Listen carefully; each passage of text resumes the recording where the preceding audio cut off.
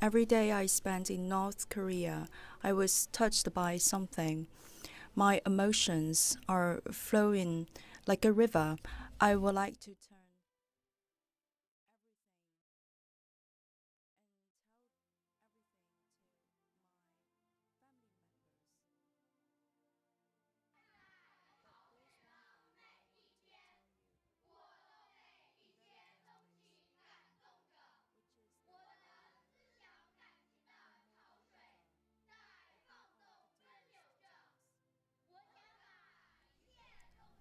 who are the dearest to us? Our soldiers. I think they're the dearest to us.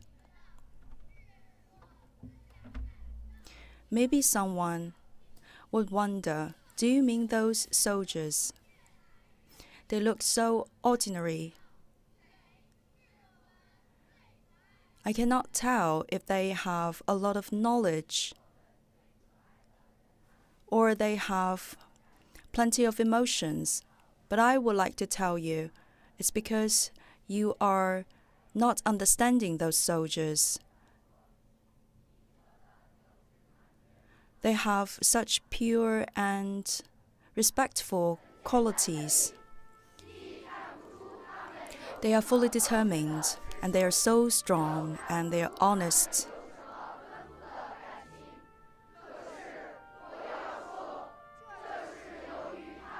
And they are also very tolerant. You don't have to give too many examples to make us understand who the people really are. These soldiers, what kind of qualities they have, how beautiful their souls are. They are the best soldiers we have ever witnessed in the history of the world. And they are the essence of all the greatest people in the world. They are the flowers of our motherland who make us proud. We are so proud to have this kind of heroes. And we are so proud to be able to be born into this country that have raised those heroes. When you get on the first tramway to go to the factory, when you carry the plows to the farmland, when you finish your milk, and when you march towards the school, when you are settled in front of your desk to start your day of work, when you put an apple into the pocket of your kids, when you just take a walk with your loved ones.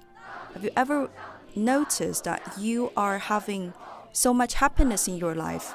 You may be surprised to tell me that it's just common life. But for those people coming back from the peninsula of Korea, they will tell you that you are living in happiness. Please, be conscious of that. Only by being conscious of that can you have a better understanding of the reasons for which our soldiers are fighting so hard in the battlefield.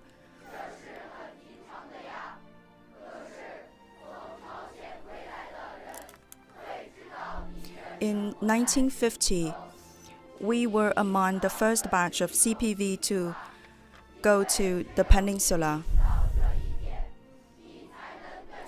We have behind us our family members, our loved ones, and our motherland.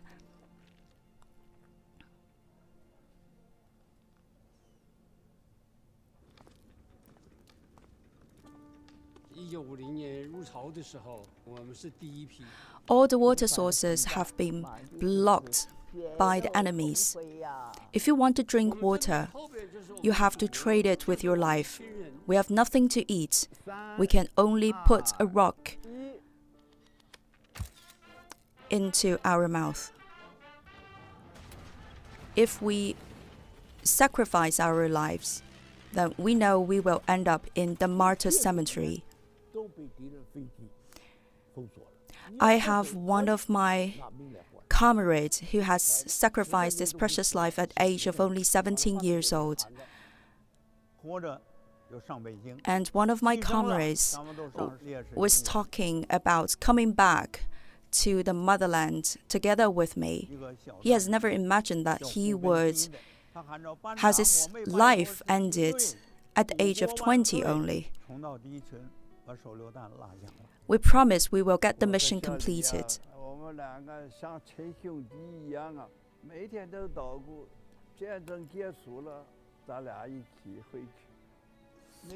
I believe, my comrade Hu Genji, you are back again.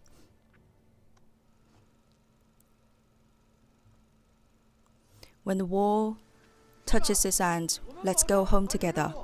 Yes, let's go home together. Lee, I hope you can come back to the country as soon as possible so that you can also witness its prosperous development. Hu Genji, we are now at the Tiananmen Square.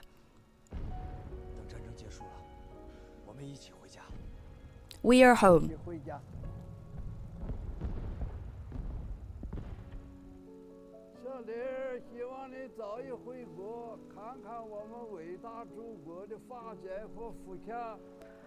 The people are expecting you. So is our country. So am I. I hope you can be back as soon as possible. I'm missing you.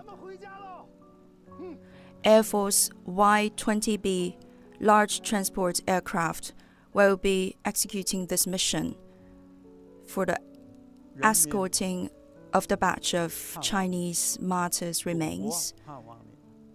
Salute.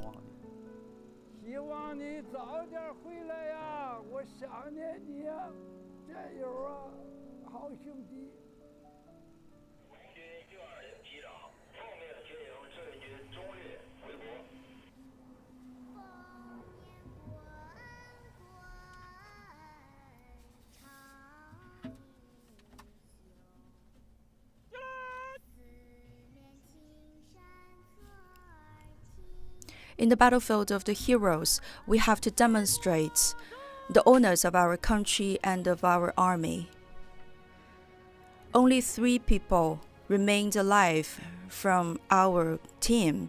The others are all sacrificed. Our blood will be spilled where the nation needs us.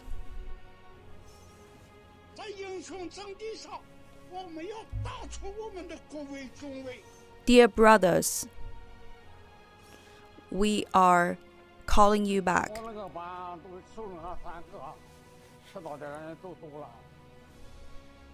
We have never forgotten that in the war to resist U.S. aggression and to aid Korea, those fallen heroes of a number of 197,000 for the country and for the people and for the cause of peace, they have sacrificed their precious lives.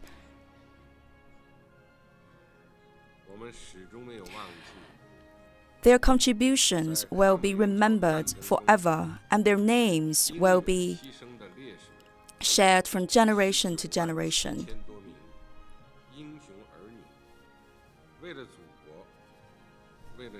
Dear viewers of the CCTV News, 76 years ago, the CPV martyrs have traveled across the Yalu River to fight the war against the U.S. aggression and protect the motherland.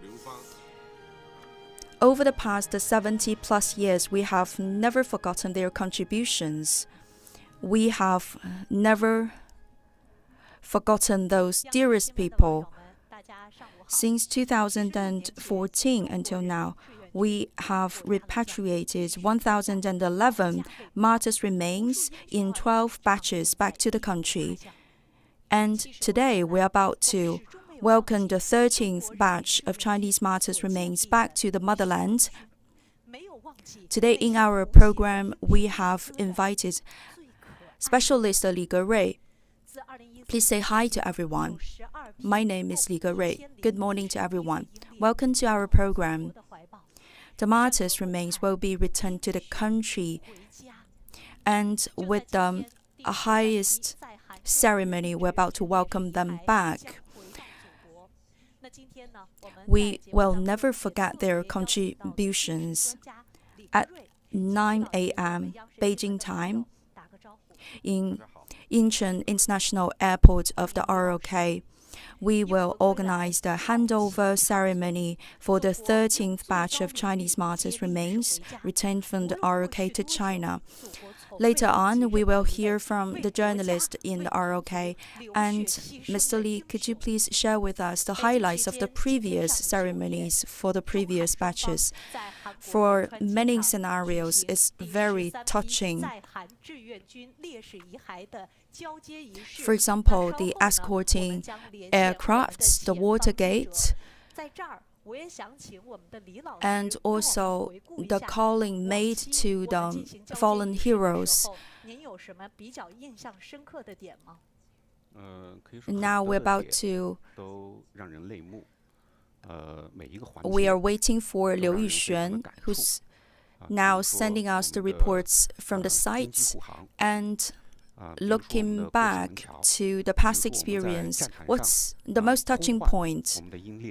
For example, we have witnessed that the soldiers, they have rearranged the belongings to the martyrs, and when the aircraft escorting the remains of the martyrs back to the country at the airport, the aircraft passes by the water gate, and we even experienced the rainbow. It made us so moved and proud of the Chinese martyrs. A previous time we used the Y-20, this time we used the Y-20B large transport aircraft. What's the difference? They belong to the same family called Kunpeng. The Y-20 is called the fat one. It's a military transportation aircraft. Last year, during the military parade, we have used 3 Y-20 and 3 other Y-20B. And the Y-20B can fly to further distances, and it's also more competent in the battlefield. For those who have followed the news, for the Y-20B and the J-20, they have used a different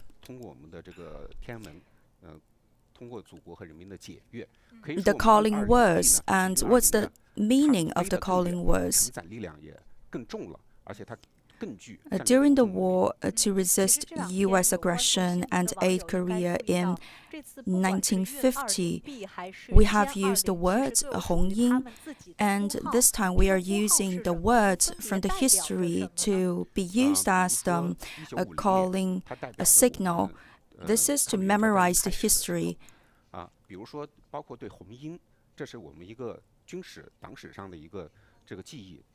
We know that in the past ceremonies in the Shenyang International Airport of Taoxian and also in the downtown areas, everyone's waiting for the coming back of the martyrs' remains. And for you, what are you expecting the most? I think it's always the water gate. It's to demonstrate our pride and also our respect. It's already 13 years in a row for us to organize this kind of rituals to welcome back the martyrs. I think it's a remembrance of the history, and it's also our answer delivered to those martyrs. And the war to resist the U.S. aggression and aid Korea was one major part in the history of our army and party, which has become the common memory of our nation. So we have to pay respect to the fallen heroes. But we are talking our colleagues in Incheon Airport of Korea, and let's get to him. Dear CGTN viewers, my name is Liu Yuxuan. I'm right now at the Incheon International Airport of ROK, and we are witnessing the 13th repatriation of the fallen heroes of the CPV martyrs to China. And for this repatriation, we will have altogether 12 remains and a couple of leftover artifacts, and yesterday those remains were well packaged at the ceremony. The Chinese government presented flowers and bowed to the fallen heroes. And now come back to the Incheon International Airport, and behind me is the Y-20B military transportation aircraft, and we have Staff Yin from Chinese Air Force as a guest today. So good morning, can you give us an introduction of this aircraft? This is the first time it's been undertaking such task. Yes, it is, and Y-20B is the new generation large military transportation aircraft. It's one of the Kunpeng series, and it's equipped with made in China engines. 我想先请您介绍一下我们的运20B。我知道这也是他首次执行此项任务，是吗？是的，是首次执行此项任务。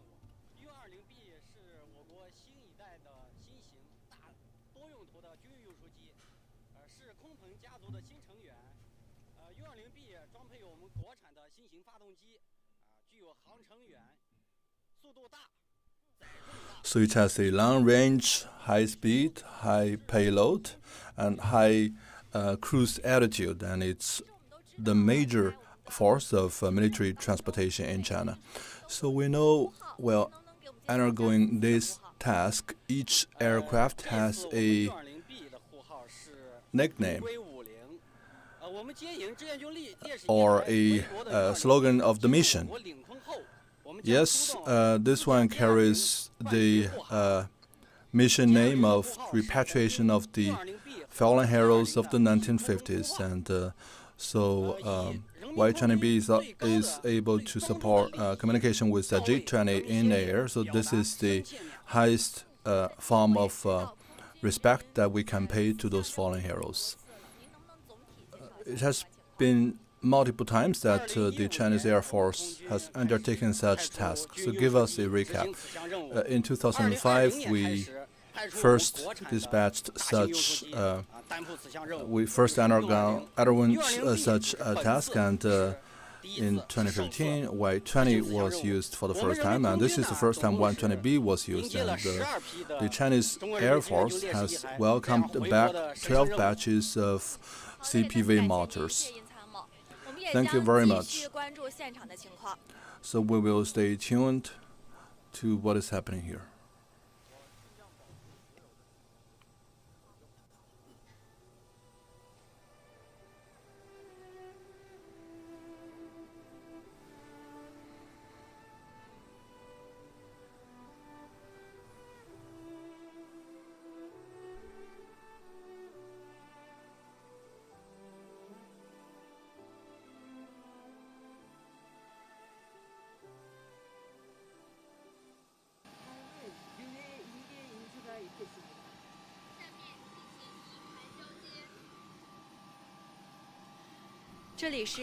Now the handover ceremony of the remains. So this is the 13th repatriation of the fallen heroes of CPV martyrs, and we are witnessing the handover ceremony of the remains.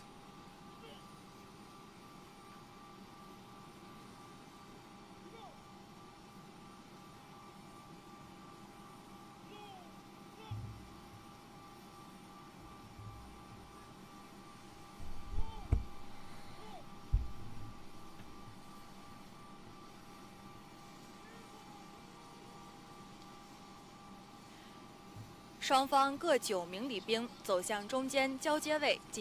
have 9 honor guards on each side walking to the central line for the handover.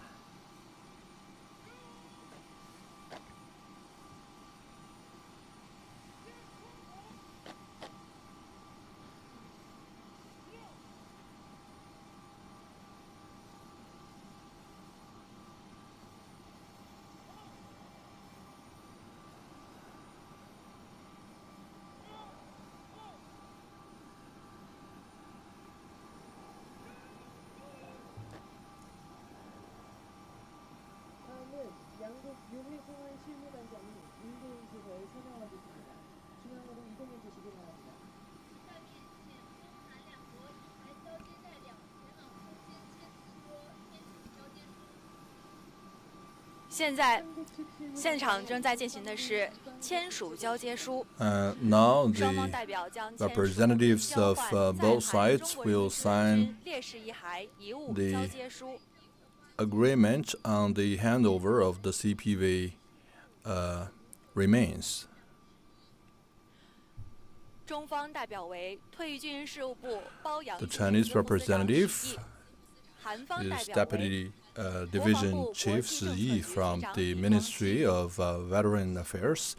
On the Korean side, Li Guangxi from the Policy Department of the Veteran Affairs Division.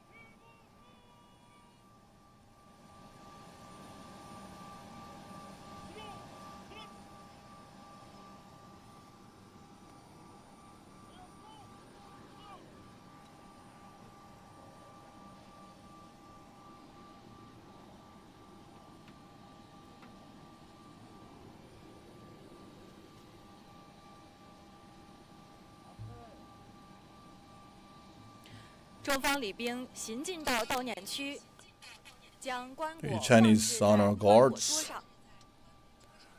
now have arrived at the desk of the coffins, and they are about to place the coffins on the desk.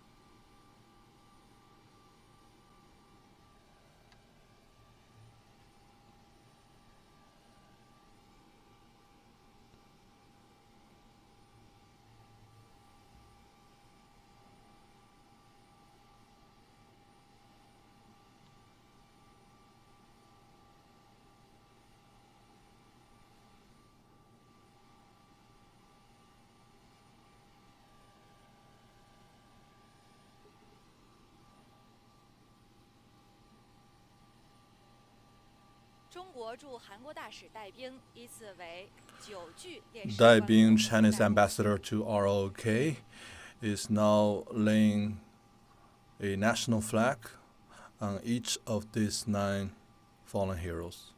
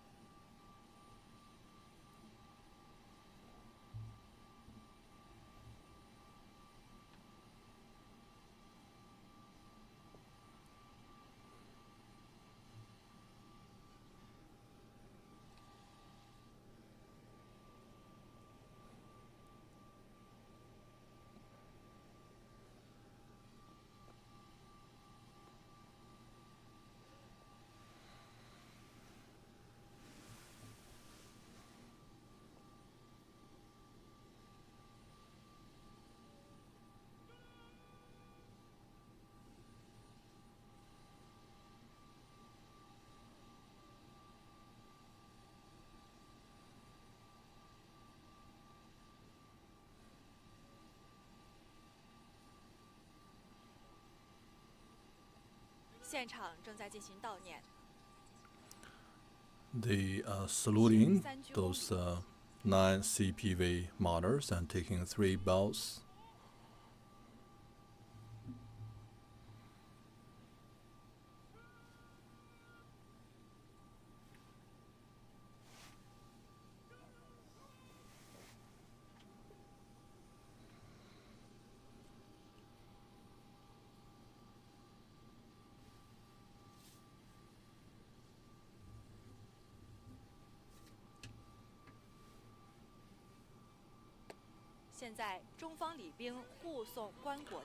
And now the Chinese honor guards are escorting these 9 CPV martyrs on board.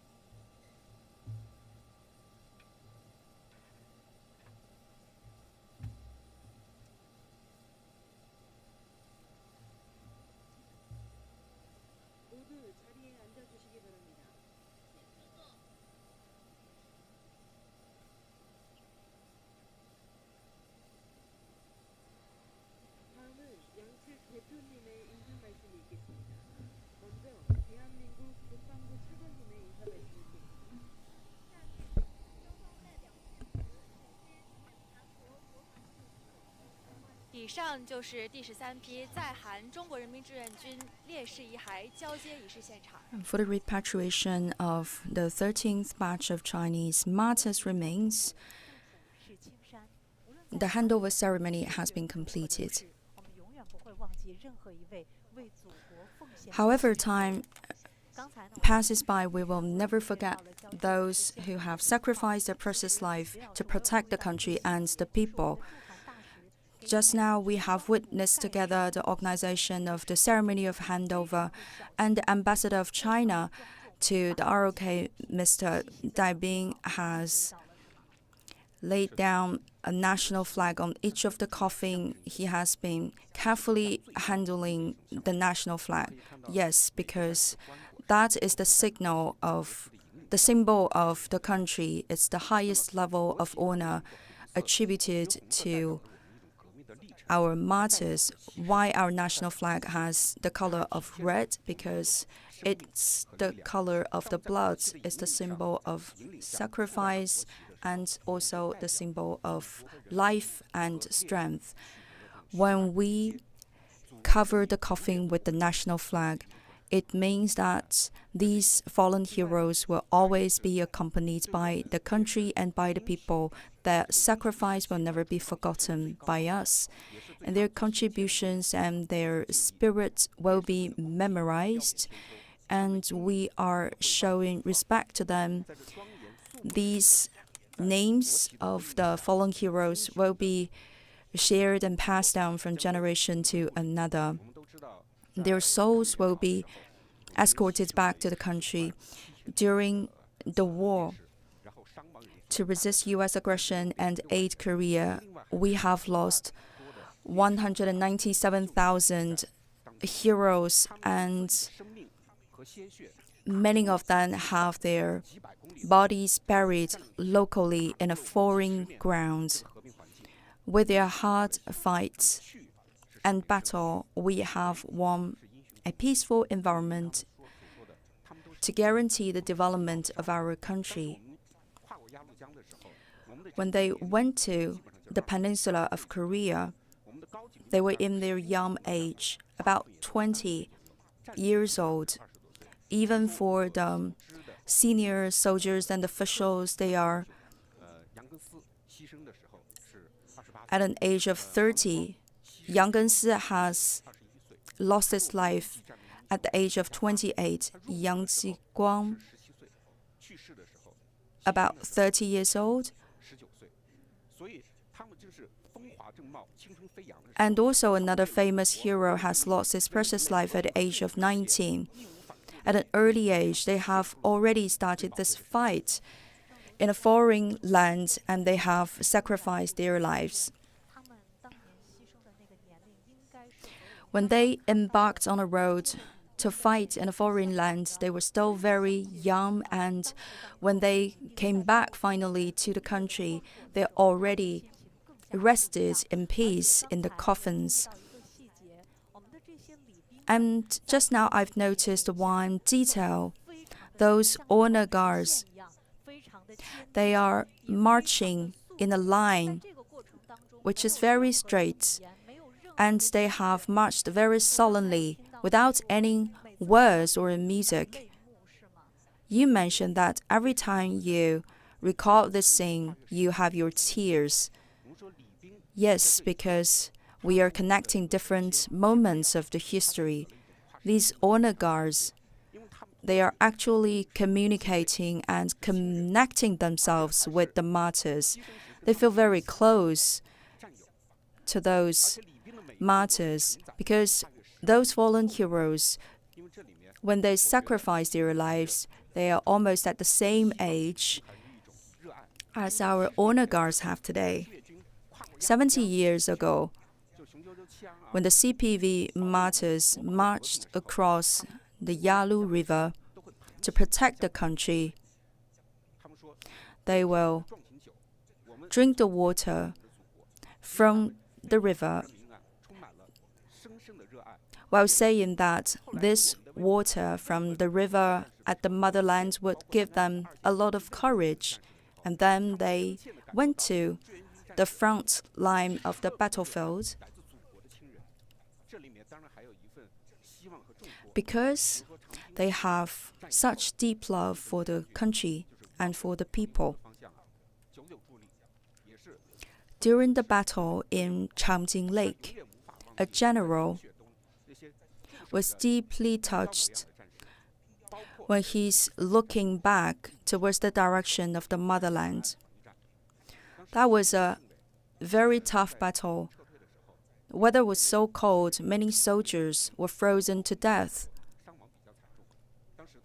And also in another battle, with the bombardment coming from the enemies, and also a big contrast of the number of soldiers between our side and the side of the enemy. They have never abandoned, and they have never given up the hope and their fight. With the life of their own, these soldiers, these CPV heroes have protected the country. In recent days, we have also made a lot of reports about the trainings of these honor guards. Yes, they have to train many times because it's their duty and they have no complaints about that. And today, the Y-20B large transport aircraft is ready to take the mission. Just now, the honor guards have loaded all the coffins into the cabin of the Y-20B. How do you feel? I feel relieved and very proud because the fallen heroes will finally be able to come back to our country. Previously, I heard from the honor guards that those coffins are not as heavy as imagined. Because during the war, after the heavy battle, they have lost some body parts. So finally, the remains would not be as heavy as imagined. It's so heartbreaking when I hear that. Even though it's not very heavy physically, but still in our hearts, it has a heavy weight. Finally, after more than 70 years of waiting, this batch of Chinese martyrs' remains will be coming back home. And I'm about to hear from our journalist on the site, Tang Xin. Let's hear from you.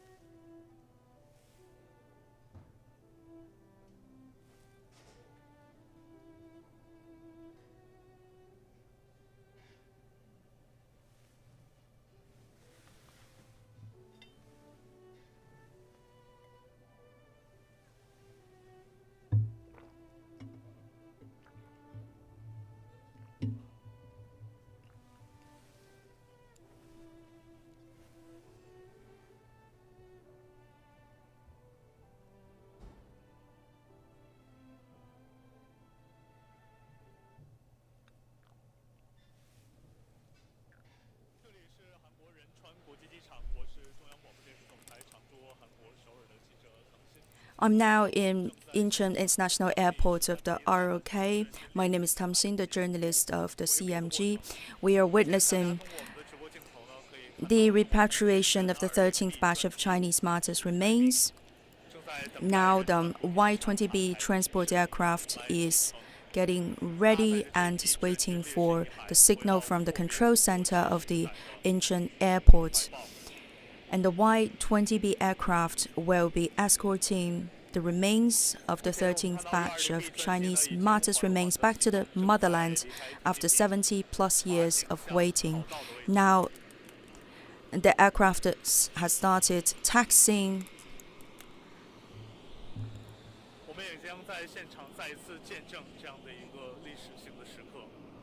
We are now on the site to witness this historic moment.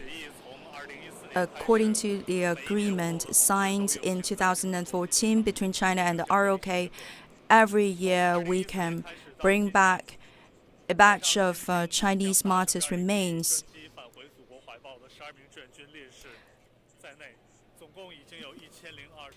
Today we have 12 batches.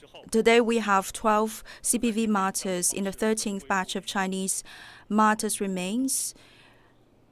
And previously, for the 12 previous batches returned to the country, we have already escorted 1,011 CPV martyrs back to the country.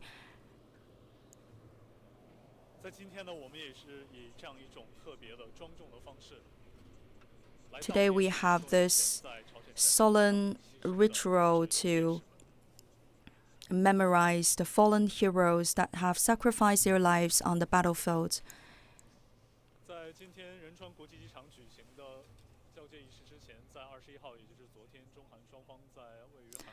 Yesterday, between China and Chinese representatives and also the ROK representatives have carefully packed the belongings of the martyrs and also their remains into the coffins. The ROK representatives have explained about the DNA tests and also the discovery process, as well as the discovery sites for the remains of the Chinese martyrs. The two parties have carefully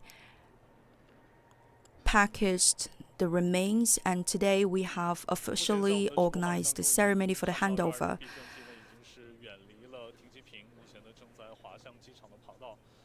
Now we can see that the Y-20B is taxiing on the tarmac, and it's waiting for the signals coming from the control center. And very soon the Y-20B is about to bring the martyrs home.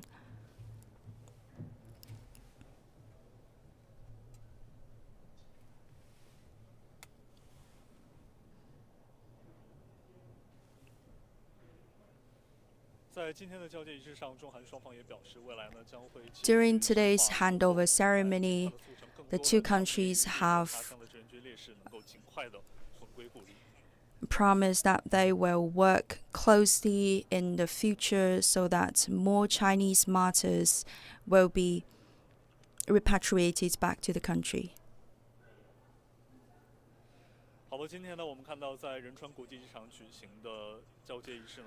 Today in the Incheon International Airport, we have organized this ceremony of handover. The first step is the handover from the honor guards from the ROK side to the Chinese side. And then the representatives of the two countries have signed the letter of handover.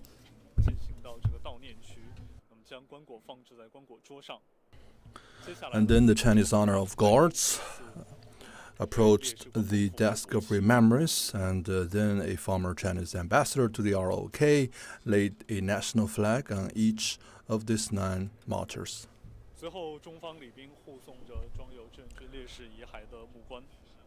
And then the Chinese honor of guards carried solemnly the coffins covered by national flags on board Y-20B.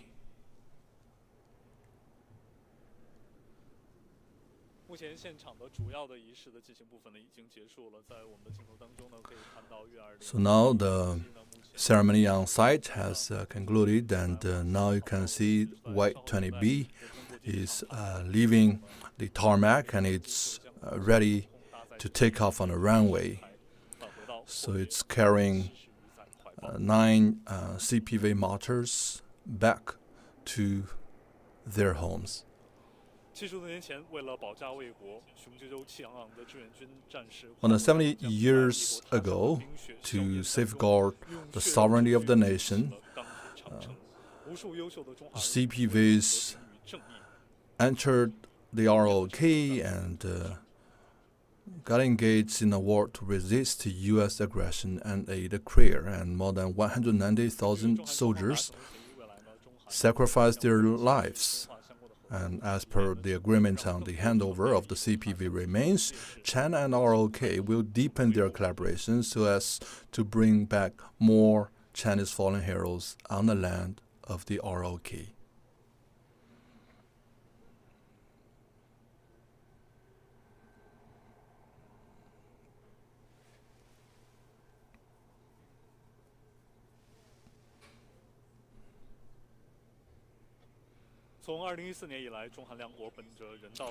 Since 2014, following a humanitarian spirit and abiding by the international law, China and the ROK has normalized the repatriation of CPV remains. And to this day, we have welcomed back 13 batch of CPV martyrs from ROK, and this repatriation is the Chinese way to pay tribute to the fallen heroes. According to statistics, as of 2025, we have 1,011 fallen martyrs returning home, and today we are bringing back 12 of CPV martyrs, and so add them together, we have 123 fallen heroes repatriated back. And after the landing of the Y-20B, the honor guards of Chinese People's Liberation Army will escort them to the CPV Martyrs Cemetery in Shenyang of Liaoning province. It is there that they will finally enjoy some tranquility.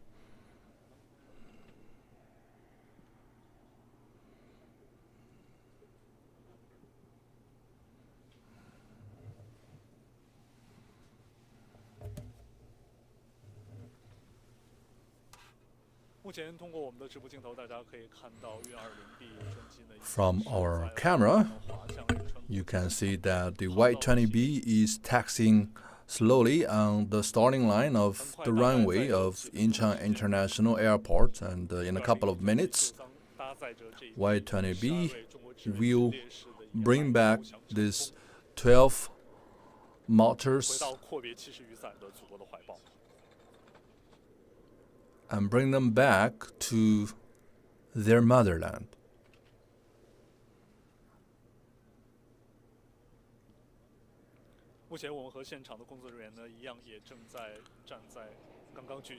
Like all the working staff on site, we are still very excited.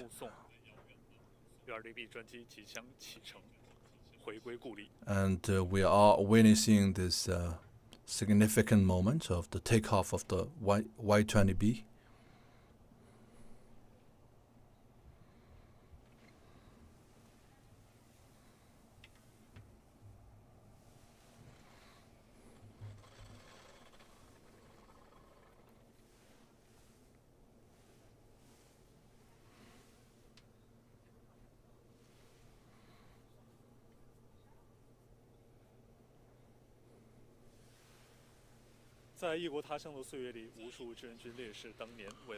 Well, those fallen heroes were fighting in a different country, and they sacrificed their lives. And when they sacrificed, they were at still a tender age, and many of them could never return to their homeland until today. And in Incheon and Hezhou, of some of the old battlefields, and we found not just their remains, but their the pens and the glasses they used, the buttons and the belts. Each and every artifact tells an unfinished life.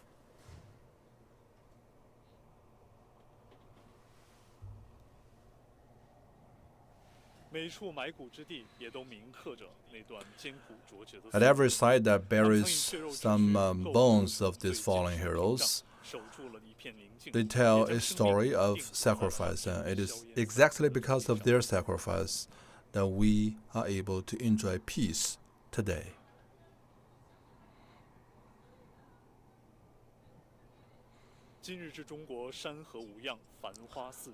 Today's China is at peace and it's enjoying prosperity, and we are walking under the sunshine and we are stepping on a track of fast development. But under no circumstances should we forget that all this is a result of their sacrifice. And their sacrifice was made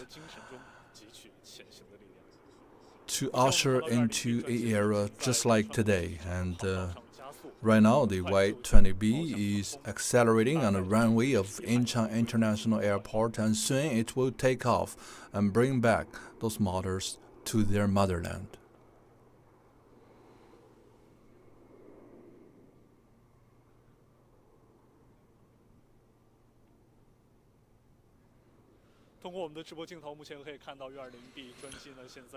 With our camera and on the footage, you can see that the Y-20B has taken off and it's soaring into the sky, carrying the 13th batch of CPV martyrs.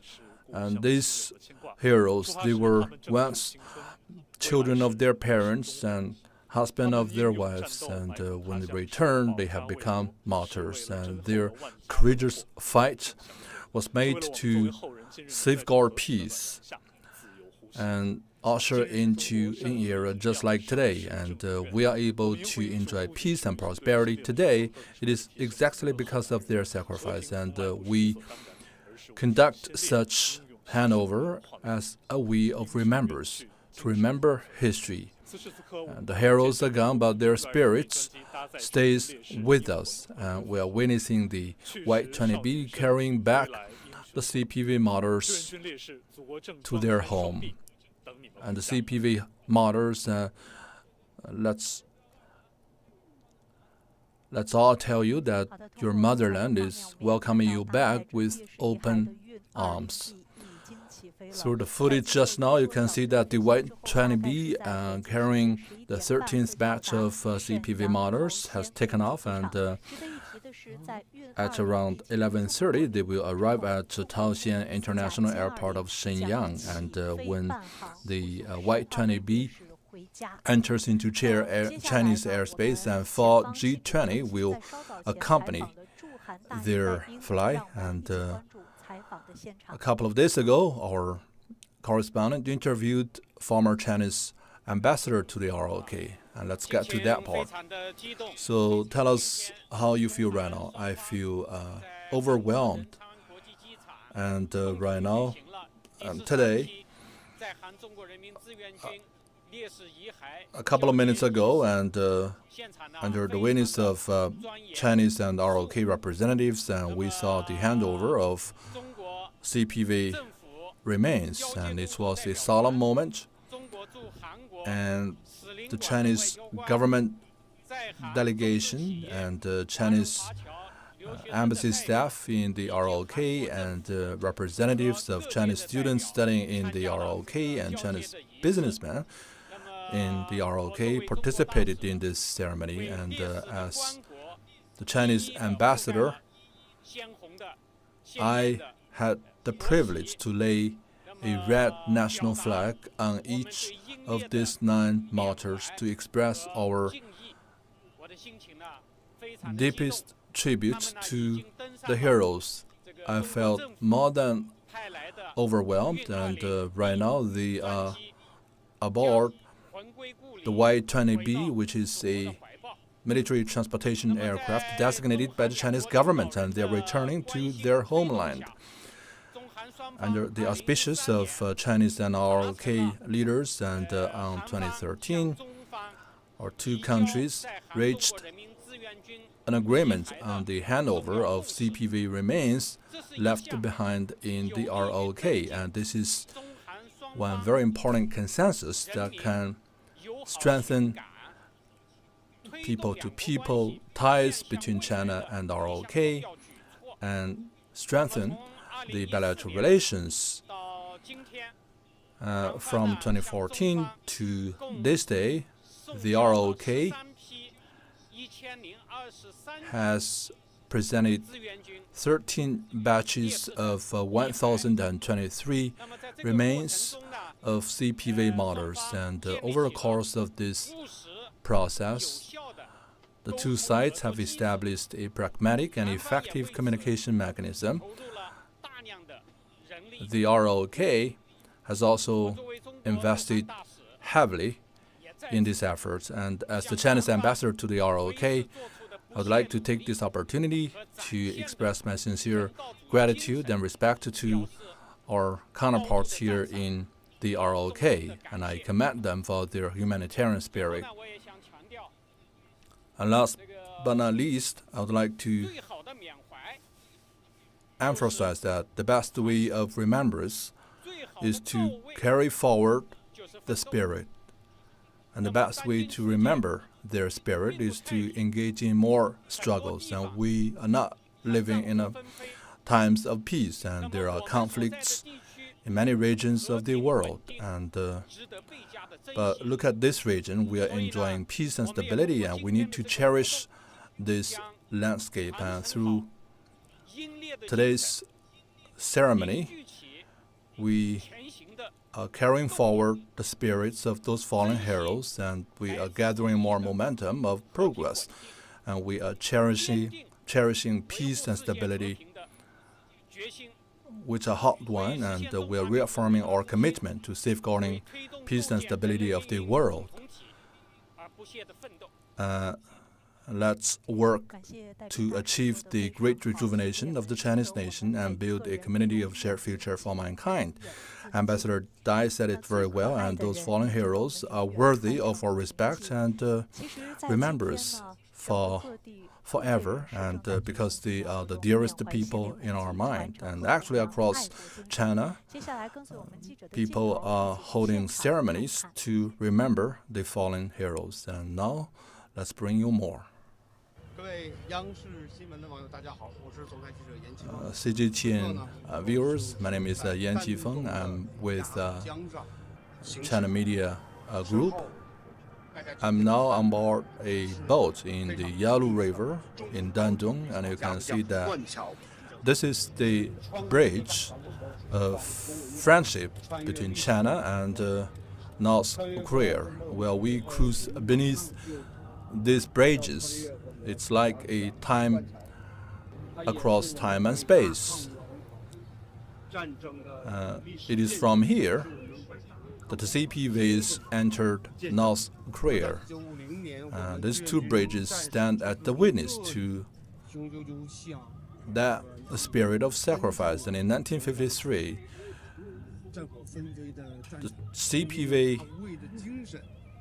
the CPVs entered the Korean Peninsula from these bridges, and they have left with us the great spirit of the war to resist the U.S. aggression and aid Korea. And later we will have a ceremony participated by veterans. At this solemn moment, we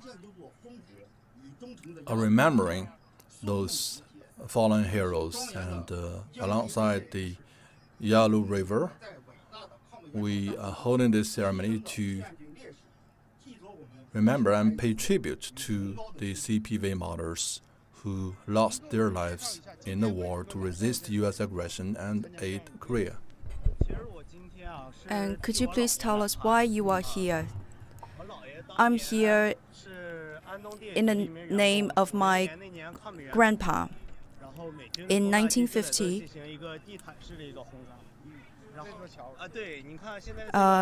this bridge has been bombarded by the enemies.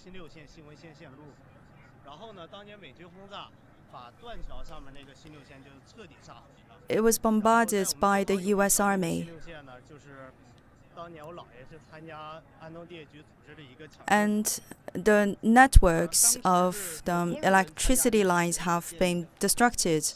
So my grandpa has joined the team for the reconstruction of the electricity network. And many people from the nearby cities and towns have all gathered here for the work. And this year, my grandpa has turned 95. He could not be present in person, so he asked me to come on the board of the boat. We have two special guests, two CPV soldiers. Let's hear from them. And sir, you are here to welcome your comrade back. It's a good day today with a lot of sunshine.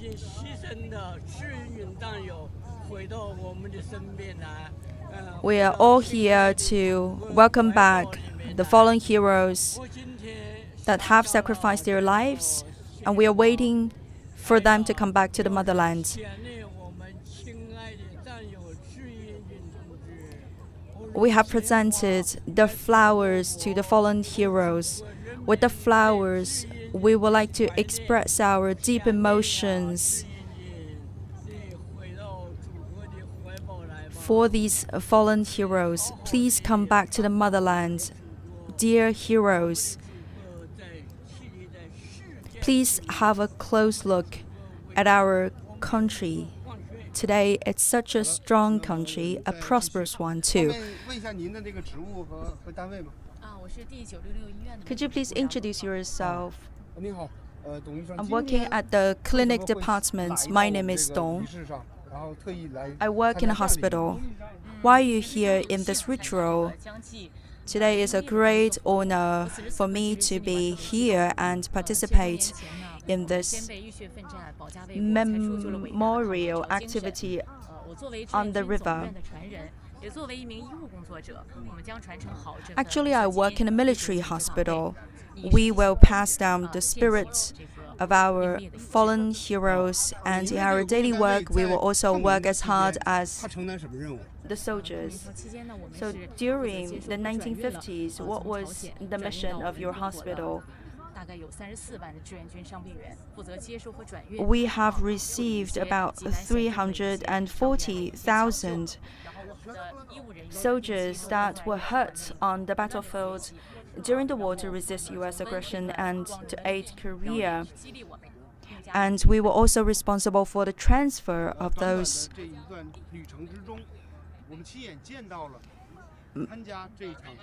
hurt soldiers.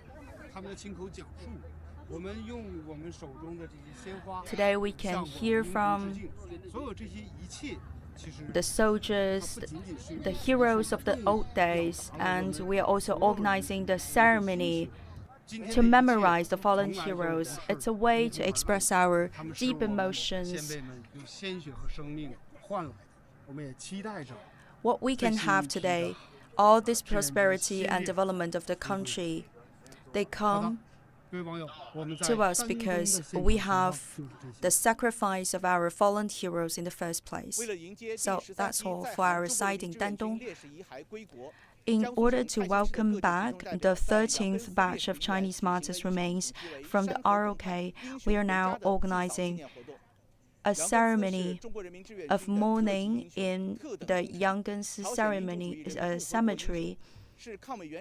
This is the top-level hero of our country.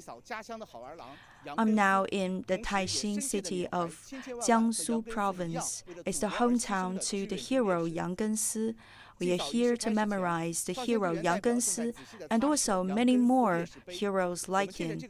For example, we have the students coming from the elementary school to wipe the monuments and do some cleansing work. We also have our guest. In November 1950, Yang Gensi has joined the army of CPV to the peninsula. He has also participated in the Changjinhu battle. Finally,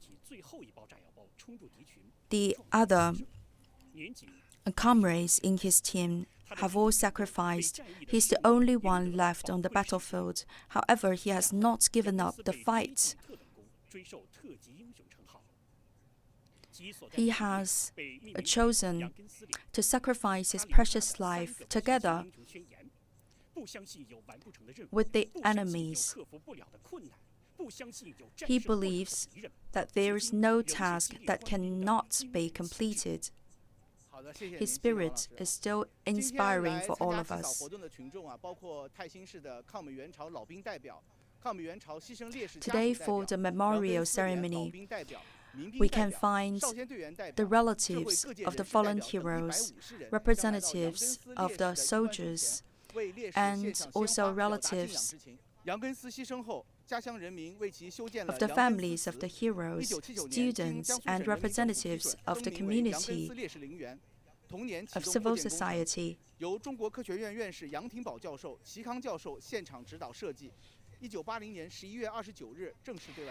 The memorial cemetery of Yanggensi has been designed by the Academician of China.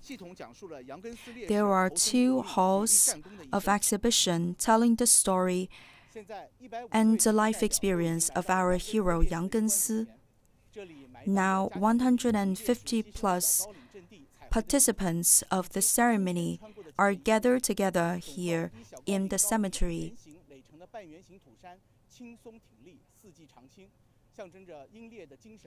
You can see that the cemetery has been covered by a lot of vegetation. It's all green here. General Chen Yi has left the calligraphy for the official name of the cemetery of Yanggensi. All the participants are placing the flowers in front of the monument. That's all for the side of the Taixing city of Jiangsu province. Every fallen soldier is a monument. Every time we honor these heroes, it's like we are passing down their spirits from one person to another. Now let's hear from the Air Force Control Center.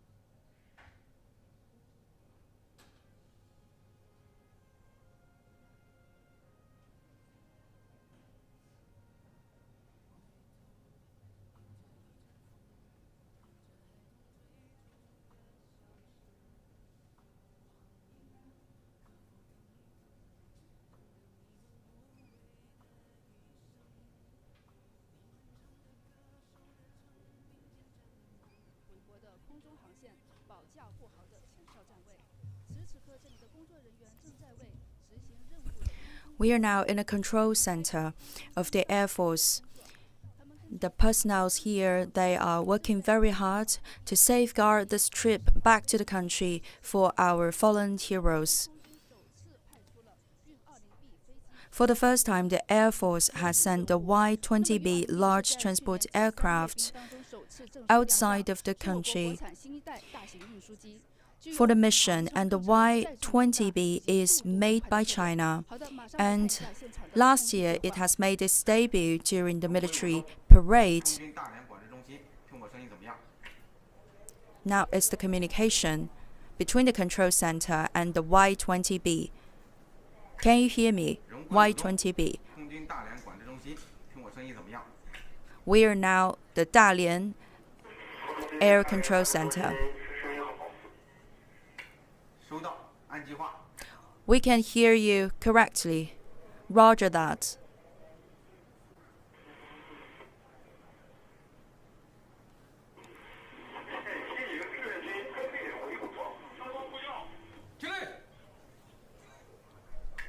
Stand up.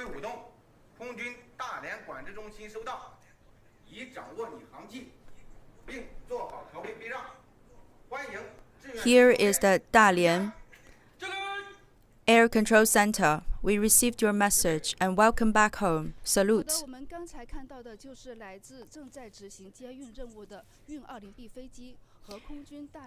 Now, as you can see, the Y-20B transport aircraft escorting the 13th batch of martyrs remains has communicated with the control center at Dalian. This time, the Air Force has also designed the calling signs, which is 荣归武陵, which in Chinese means coming back of the heroes that have left the country in 1950.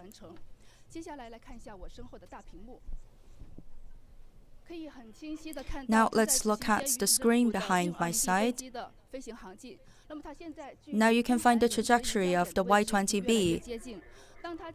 It's approaching the Agavo temporary transfer point between China and the ROK. After that, the Y-20B would be escorted by 4 other J-20 fighter jets. Commander, could you please say something more about the 5 planes? Yes. The Y-20B is now at a height of 7,800 meters. It's about 30 kilometers away from the transfer site. And right now, 4 G-20s with the calling signal of Red Eagle, and they are flying there to have a rendezvous with the Y-20B. And later, above this area, they will fly back together with the Y-20B to the Taoxian International Airport in Shenyang, and we are working closely together with relevant parties to open a great green channel for the repatriation of the CPV martyrs, and this is our way of paying tribute to the fallen heroes. And now let's take a look at this part of the screen, and this is the animated cartoon of the route of the Y-20B, and later the Y-20B will join 4 G-20s to fly back in consort to the Taoyuan International Airport, and they will fly above one military port in Dalian, where they will have some interactions, and the Chinese Navy will hold a ceremony also to pay tribute to the fallen heroes. Yes, we are welcoming back those fallen heroes with the top-of-notch fighting jets and military equipment.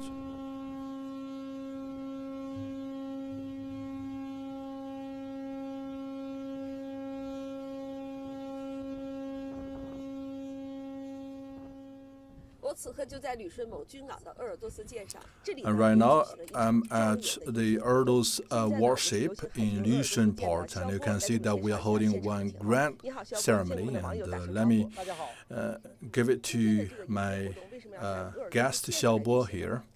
So why are we holding this ceremony at the Erdos vessel? The Erdos vessel of the Chinese Navy is the latest generation of 054 series of escorting vessels, and it has been significantly upgraded. The level of animation integration has been enhanced, and it's able to undertake significant military missions. And today we are welcoming back the fallen heroes of the war to resist U.S. aggression and aid Korea. Now we have to inherit and pass forward the spirits of Chinese People's Volunteer Armies.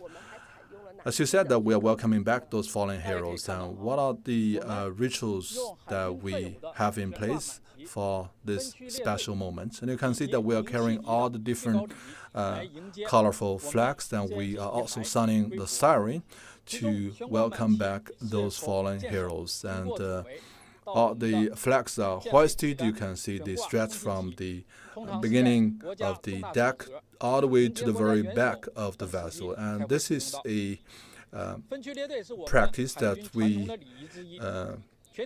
do at the most significant moment. And you can see that we are all in uniforms, and we are standing in one line, standing from one deck to the very edge of the vessel, and facing the ocean. And we sounded the siren. And this is also a special form of remembrance. This is to pay a tribute, and this is oftentimes practiced for important mournings and national funerals. So we do all this to pay our utmost tribute to the fallen heroes. So how did you feel just now? Actually, my grandpa participated in the war to resist U.S. aggression and aid Korea. I heard from my relatives and my family growing up, and my grandpa wished his whole life for the early return and repatriation of his fellow comrades in arms. I brought a photo of my grandpa. This is my special way of remembrance, and we welcome back those fallen heroes.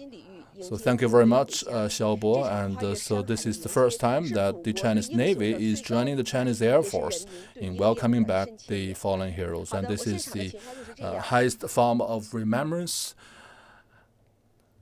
that we pay to the CPV martyrs. Dear viewers of CMG, good morning. The 13th batch of repatriation of CPV martyrs will be accommodated here at the CPV's Martyrs Cemetery, and we are right now at Chonghua of Jilin, and this is the cemetery for the CPV martyrs, and later we will hold a ceremony.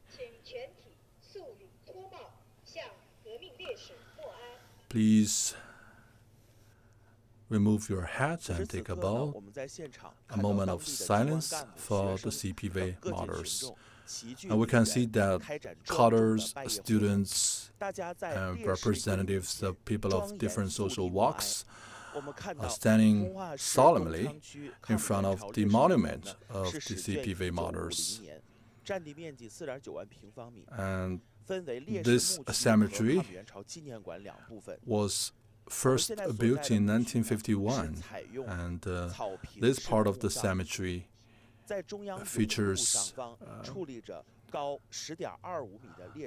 green grass burial sites, and at the very central axis of the cemetery is the giant monument. And here on this side of the cemetery, we have a wall inscribed with the names of the fallen heroes. And now let's take the steps. Throughout footage, you can see this is the 10.25 meter tall monument of the CPV martyrs. And you can see these giant Chinese characters, which reads, "Long live the CPV martyrs." And this is the cemetery site. Many of those soldiers, their names are not identified, yet they are remembered, and you can see that students are presenting flowers to the monuments. So why is this cemetery located in Tonghua? And there is this special reason, because this is one very important point on the channel of the CPVs entering the Korean Peninsula. It's also a logistics center. And in 1951, the CPVs entered from Jian, which is a little bit south to Tonghua. They entered the Korean Peninsula through the Jian port, and this is the first point of entrance. And during the war, 42 batches of CPVs entered Korean Peninsula, and more than 400 stretch-holders, they saved thousands of lives on the Korean Peninsula, making their contribution to the war. And now let's enter into a museum to hear more about the story. So this is the cattle used by the CPVs, and although it's been 70 years, and you can still see the comparison between the cattle used by CPVs and the American soldiers. And there's even more drastic comparison in terms of weaponry. And at the time, we didn't have enough to eat. Our guns were produced at different times, so it was truly a hard-won victory. And the spirits of the war is now embedded in the genes and blood of the Chinese nation. And we're welcoming back those fallen heroes. And the 13th batch of CPV martyrs will come back home soon. Well, we showed you a couple of sites and different ceremonies, and you must have noticed the presence of primary school students. And you can see from their face, this solemn face that they have on this special ceremony. So what significance do you make of this significance on the cultivation of kids? Well, heroes, they are important models of our life, and they point the direction of future growth. And more than 70 years ago, many students, after learning the touching stories of the CPVs, and they signed their names to participate in the CPVs. And one of those students became a pilot. And during the war, he flied a fighter jet and shot down one enemy fighter jet. And one of the students was particularly impressive with his hearing ability, so he went to the radio station. And we also had some overseas Chinese students. They could speak English, and some of them came back to the headquarters of the CPV and served as translators. So we had countless such stories. Many students ended up becoming heroes. Heroes themselves, they are a great role model, and they can inspire us, and they can point the way forward, and they can also bring us great momentum, and they give us more encouragement. And I saw a story that in Shandong there was a 10-year-old girl, and during the tomb sweeping festival, he didn't make it to the tomb sweeping ceremony, but later she insisted to take her entire family to the tomb sweeping activity, and she never leave alone one tomb. And I saw that she took out the candies from her pocket and placed them in front of the tombstone of these heroes. And she said that you brought us sweet lives, and I want to just give you back some sweet candies. A nation with hope cannot go without heroes, and only in a nation where we respect heroes can we constantly cultivate and produce more heroes. So we need to form this culture of respect for the heroes so that everyone can cultivate a spirit that can help us overcome difficulties, no matter how challenging the situation is. So this kind of rituals and ceremonies are very important to carry forward the revolutionary spirit. And this spirit will live on for generations to come, and it will inspire the Chinese nation to fight for the rejuvenation. And it will also inspire us to write a new chapter of our times. Heroes, they will live on forever. It's exactly because of these role models that everybody aspires to become a better self. And today we are living in peace and prosperity, and this is the best way to pay respect to those fallen heroes. And those fallen heroes, they will forever be a role model of ours. And we want to welcome back those CPV martyrs. And now let's get to my colleague Qi Lili and to see what is happening at Taoyuan International Airport at Shenyang.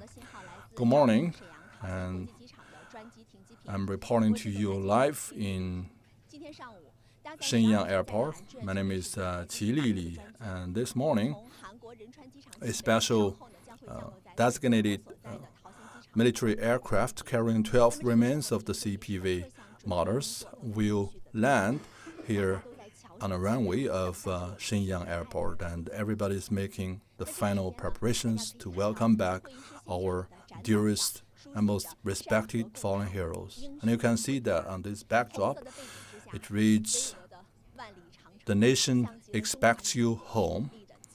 And this is a giant backdrop symbolizing the Great Wall. And you can see that we have a table which is covered by the typical green military cloth, and later these tables will be used to hold the coffins, and you can see that our honor guards are ready.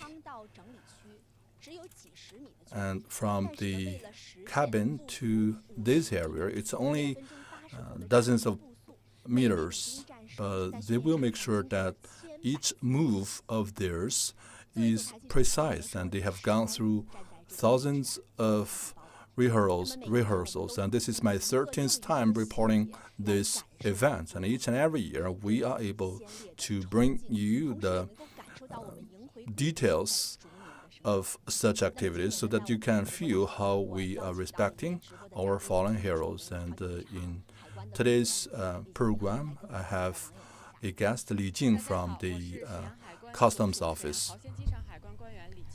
Good morning, everyone. My name is Li Jing. I work at the Customs. Today I've noticed that you carried an album with you, but first of all, I'd like to know for how many times you've participated in this kind of ceremony. It's already the 4th time that I've participated in this event. Every time when the cabin door is opened, you are among the first one to get on board. You must have already heard multiple times from the teachers when you were in school about the stories of the heroes. What kind of feelings do you have when you are on the site? I can still recall the first experience.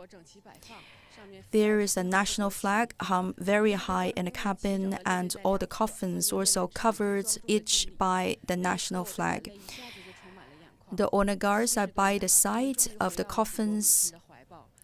I immediately was deeply touched. Finally, after 70 plus years of waiting, they are back in the country, and it's an experience without any regret for those heroes. Today, you have brought an album with you, so let's call back that piece of history.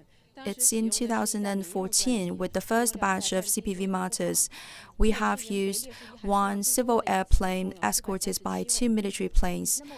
We have welcomed back 437 CPV martyrs by that time. And starting by the second batch, we have mobilized a military plane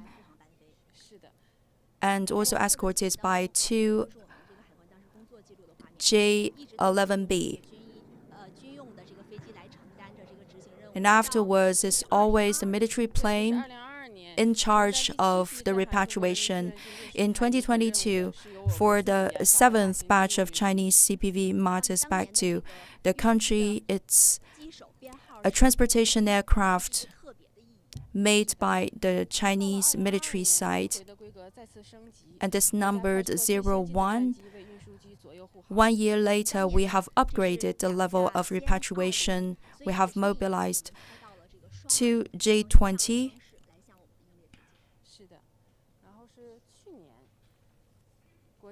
Last year, we have deployed 4 J-20 to escort the transportation plane. Year by year, we have been upgrading the level of honor given to the martyrs during the takeoff and also the landing. It's our way to showcase the respect and honor. And will you tell what you have experienced with your children? Yes, of course, I will also tell the story of Huang Jiguang and Qiu Shaoyun to my kid. Maybe at his young age, he cannot understand fully the significance of the history, but very soon in the future, I believe that my kids will be growing up to a responsible adult and also pass down the spirit of the heroes. I myself will also work in line with the spirits of the heroes and also do a good job in the customs. Thank you very much. At this moment, we are now at the airport. Very soon, there will be military trucks to transport the CPV martyrs' remains. More than 17 years ago, our heroes have been transported outside the country by military trucks too. But this time, we use the military trucks to bring them back to the country. If you look afar, you can see at the tarmac. In 2020, we have already organized the water gate to welcome the transport aircraft, and now the firefighting forces are getting ready very soon. When the Y-20B touches ground, it will also be welcomed by another round of water gate. This is the promise that we would like to live up to. And today we have also invited the DG. Good morning, everyone. This time is the 13th batch of Chinese CPV back to the country. In comparison to the previous batches, what's so special about the 13th batch? On the 19th of April, the Chinese delegation has embarked on this journey to the ROK, and in the Incheon International Airport,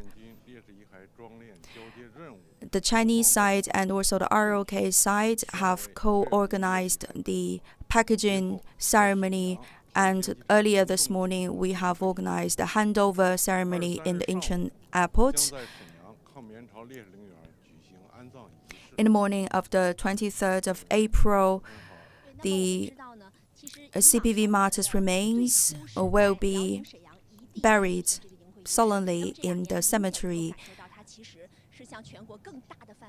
In recent years, we have noticed that the influence of this event has not been limited only in the city of Shenyang. Every time when we organize the repatriation activity, it's a good opportunity to speak loudly of the spirit of the fallen heroes and invite the whole civil society to honor the heroes. For example, this year we have also invited the representatives of the Shenzhou mission crew members and also the students' representatives, as well as the compatriots from the Hong Kong, Macau, SAR, and the Taiwan region. And in Jiangsu, Qinghai, Shandong province and autonomous regions, we have also organized in parallel events to commemorate the heroes. It's only the first step for us to bring them back home. Later on, we have to clarify their names and also help to connect them with their family members, because it's already been more than 70 years plus of waiting. Many of these CPV martyrs' remains have been damaged by the rainfall or bacteria. So how can you help them to find their family members? We have worked with the institutes of researchers and the scientific departments. For example, we can use the most advanced technology to test their bones and the genetic testing and detection,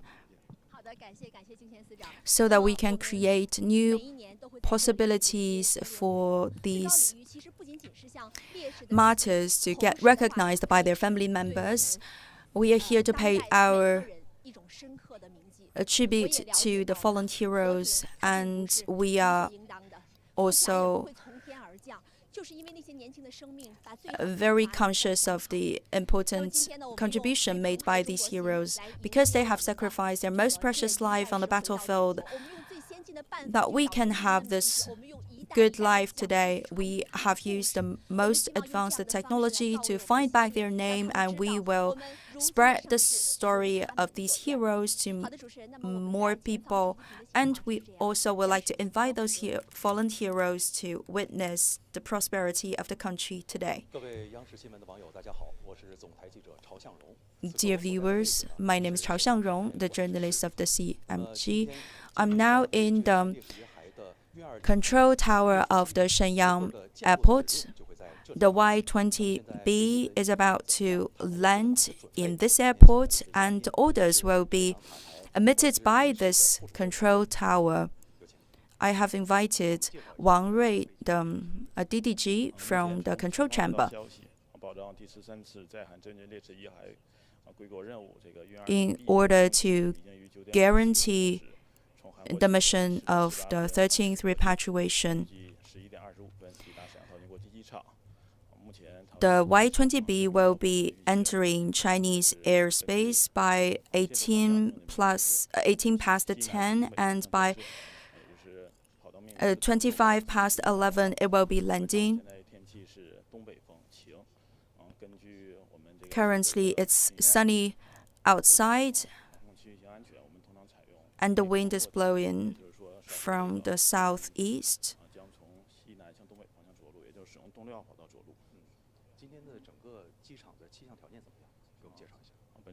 And what about the weather conditions? We have very clear sky and sufficient sunshine. It's very good condition for the landing. In order to guarantee the success of this mission, what kind of preparations have you carried out? We have, for example, formed a special team of guarantee inside our air traffic control center. We have drafted a plan. Our equipments are also getting ready, and we have checked in advance the operation of all the equipments. We have also made several times of rehearsals to guarantee that this mission could be completed without any obstacles. And among the personnel, we have invited an excellent personnel, a tutor, to carry out this mission. Thank you very much, Mr. Wang, for your introduction. According to Mr. Wang, today we have a tutor. It's a very young lady. Her name is Chunjia. So how do you feel today? My name is Tian Chunjia. I'm a little bit nervous and also excited. I've been working here for 14 years, and I have joined the mission for 13 years in a row. I think it's a mission that has very high level of significance. I feel very honored to be able to join this mission. About 1 month ago, I've been selected as the tutor of this time, the commander in charge. I'm very happy to be chosen as the candidate, and our department has also paid a lot of attention to this mission. I work every day in this control tower, and on a daily basis, my mission is to guarantee the traffic control.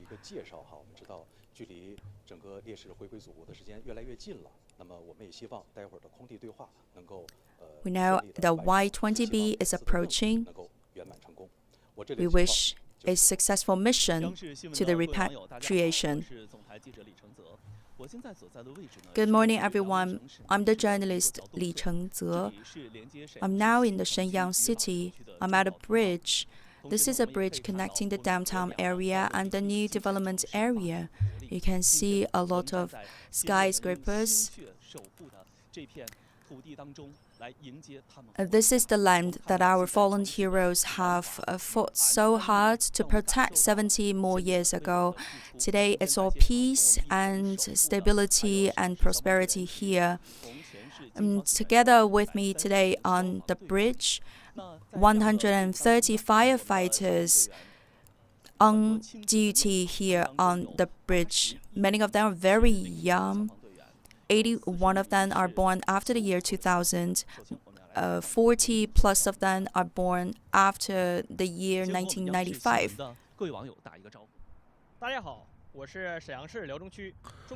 Please say some greeting words to our audience. I'm Du Hongteng from the Shenyang Fire Control Squad.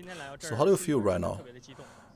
To be honest with you, I feel very overwhelmed. I feel also emotionally burdened. I have brought something with me today. This is a photo that I carry with me all the time. He's my grandfather.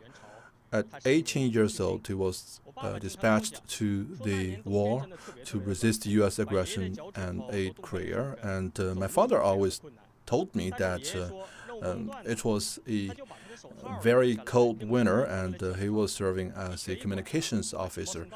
And then he just took off his gloves and put them on his feet as socks. And today I'm welcoming back his comrades in arms. So this is like a appointment only 70 years later. And so I'm welcoming my family members home. So how would you carry forward this spirit? Well, we have to put this in action. And my grandfather fought for this nation, and no matter how difficult the situation was, the mission was more important than their lives. I will tell the story of my grandfather to my colleagues. So every time we are dispatched on a mission, we will remember the spirit of sacrifice. The times have changed, but when the baton has passed down to us, we will take the baton and carry it forward. Thank you very much. As I said, that we have over 130 firefighters, and they selected from all the different firefighting squads in Shenyang, and more than 80 of them have been here before. So let's have an interview with one of those firefighters. Please say hello to our viewers. My name is Cheng Xiaoyan from the Shenyang firefighting station. So how many previous events have you attended? So this is my first time, and I was born after the year 2000, and I only saw the CPVs in movies and TV programs before, and after joining the firefighting squad, I was personally involved. Standing on the bridge, I felt overwhelmed, and 70 years ago, those CPVs at my age or even younger, and they went to the Korean Peninsula to fight for peace. And today, after 70 years, I'm standing on this bridge to welcome back those fallen heroes. I'm saying to them at the bottom of my heart that this nation is at peace and it awaits your return. So how will you pass on this spirit? I think we have to translate this spirit into real actions. So this spirit must be carried forward.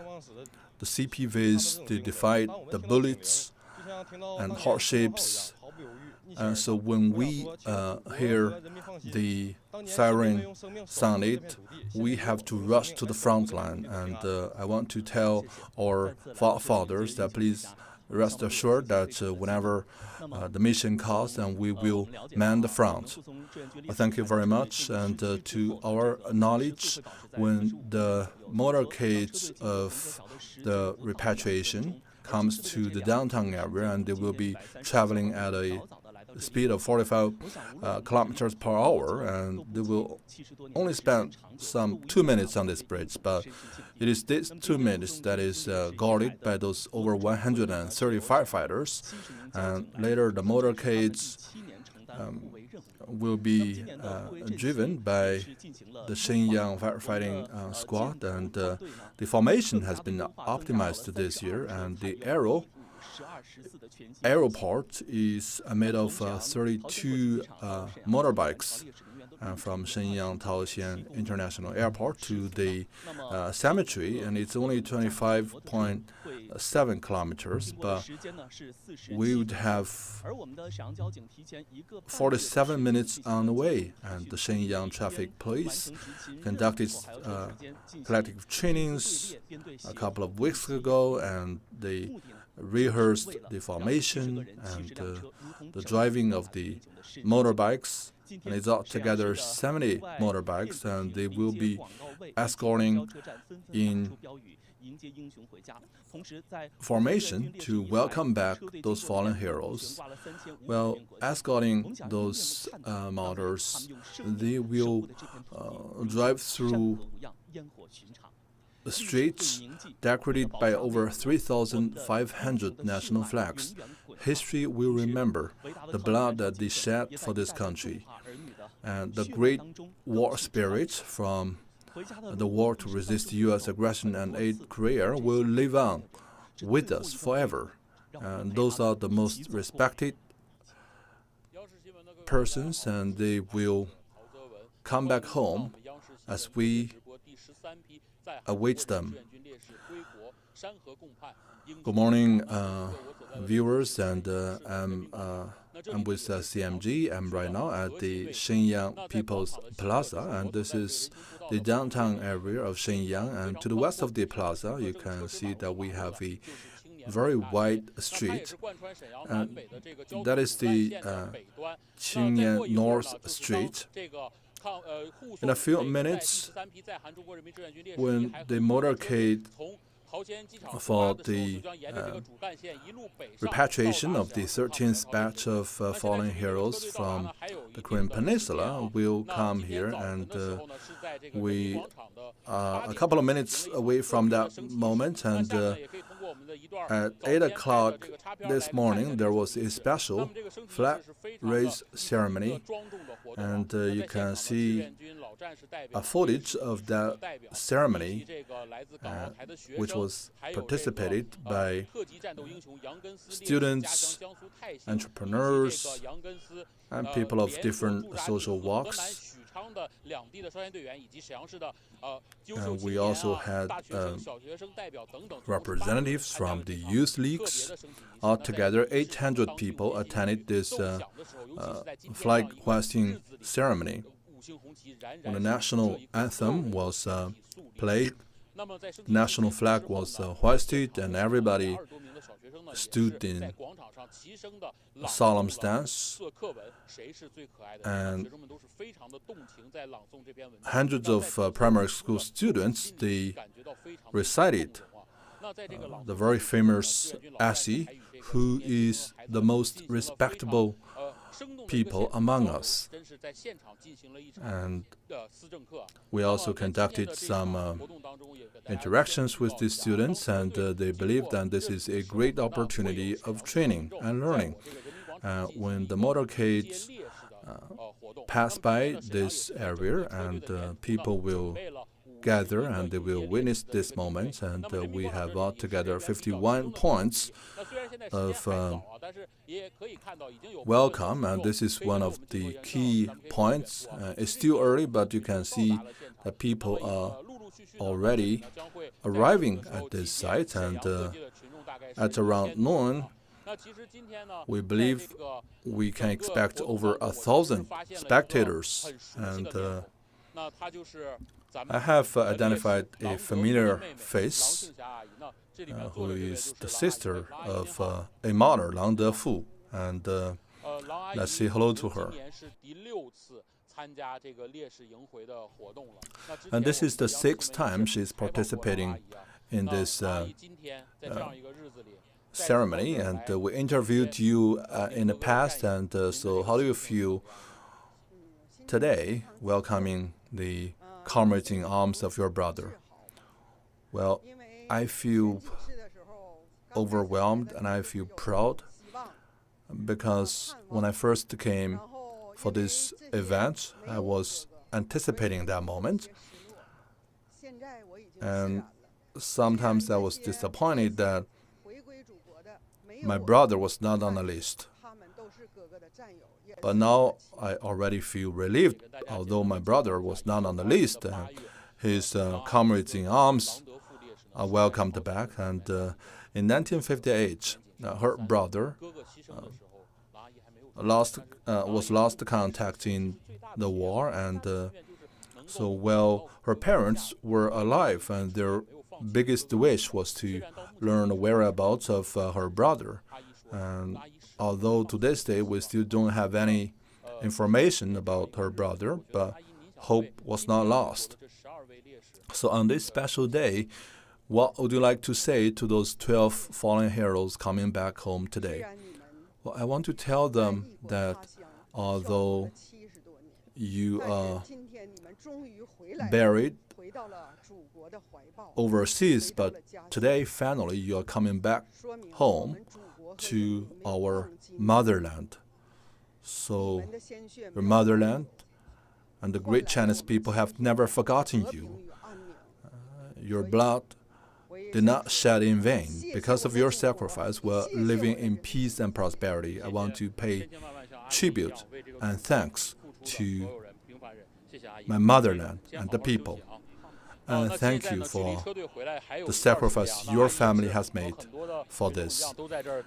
And we are still some time away from that moment, but let me tell you that when the motorcade passes behind me along the street, we will have a lot of spectators and people, ordinary folks from Shenyang, and according to statistics, we will have over 70,000 people in Shenyang standing on the street to welcome back those fallen heroes. And you can see that fresh national flags hung along the electricity poles, street lamps, and major places. We have the backdrop carrying the characters that read, "Across the nation, all awaits the return of heroes." We will continue to bring you more about this special moment, and please stay tuned. All right, back to my colleagues. Across the land, all awaits the return of heroes, and today, at this special place, we have representatives from all walks of social life, and let me have a quick interview with some of them. And we have Hao Yan from the Yanggensi company. So, as a soldier, how do you feel right now? So we are a company of heroes, and 76 years ago, the head of the company, Liaoning, fought the nation with the whole company, and he sacrificed his life. Now, 76 years later, as the descendants of Yanggensi, this is like a rendezvous across 76 years, and we are not just welcoming their souls back, and we are taking the batons from them to continue with the responsibility of safeguarding the nation so that we can continue strengthening the military and strengthening the country. So as a member of the Hero Company, and if you had a chance of having a conversation with your forefathers, what would you say to them? Well, I would tell them that the reason why the Chinese nation can stand tall among all nations, it is because 76 years ago, they fought along the 38th parallel, and their names may not be remembered by everyone, but their deeds will be forever remembered, and their spirits will be picked up and carried forward, and we will safeguard the nation with perseverance and with sacrifice. The next representative we are going to interview is Chen Dong from the Air Force. So we are pilots and we are soldiers, and we are welcoming back the CPV martyrs. And what would you say to them if they were alive? It's such a privilege to be part of this repatriation ceremony, welcoming back our fallen heroes. I have reaffirmed my commitment to the Air Force. And last year, we identified a crack of the return capsule, and the nation gave us immediate and emergent response. So the repatriation is a way to pay tribute to those fallen heroes. And this is also a moment of glory for the motherland. And today, when we are remembering this moment, we all agree that those martyrs and those working on the front line, they are making their contributions in their own respective ways.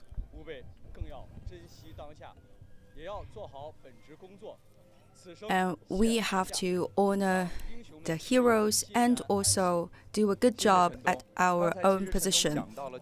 Thank you very much, Taikonaut Chen Dong. You mentioned about an emergency with your mission last year, and this is a great way to express the strength of our country, and it's also the result of the sacrifice made by our fallen heroes. The spirit of the fallen heroes is so inspiring for everyone. And what's the significance for today? In the battlefield, they have ignored their own interest and their own lives. These heroes have safeguarded the country and also the people. and for the taikonauts as well as the people working in the aerospace sector, they are showcasing the same spirit. They are not afraid of sacrifice. This is a kind of heritage of the spirit, and it's the demonstration of the spirit in different moments of the history. In the war to resist the U.S. aggression and aid Korea, the spirit of the heroes is to put the interest of the country ahead of everything else. And in our field, we have also given the priority to the interest of the country. Today, we don't have to shed our blood and muscles. We don't have to sacrifice our lives. We don't have to start from scratch. However, we still have to make their spirit live on forever. And with this spirit, with our own contribution, we can live up to their expectations. And we can also contribute to the great cause of the rejuvenation of the country. And the passing down of the spirit will inspire different generations of people. If you have an opportunity to talk to the younger generation, both to the veterans and to the soldiers on duty, what will be that? When we bring the martyrs back, it's a way to remember the history. More and more people are practicing this way. We feel very relieved. And for the younger generation, we have to learn from the heroes. And we also have to embed the spirit of the heroes into our daily life. We have to live the spirit in our daily life. We are one of the members in the army. We know that we have a huge responsibility on our shoulders. In our different positions, we have to work very hard, and with our youth, with our energy, we have to safeguard the prosperity and the development of the country so that the illustration of the spirit of the heroes will go on and on. Today in this ceremony, we have gathered people from different walks of life. And we are all waiting for the coming back of our fallen heroes. Let's hear more from our colleagues.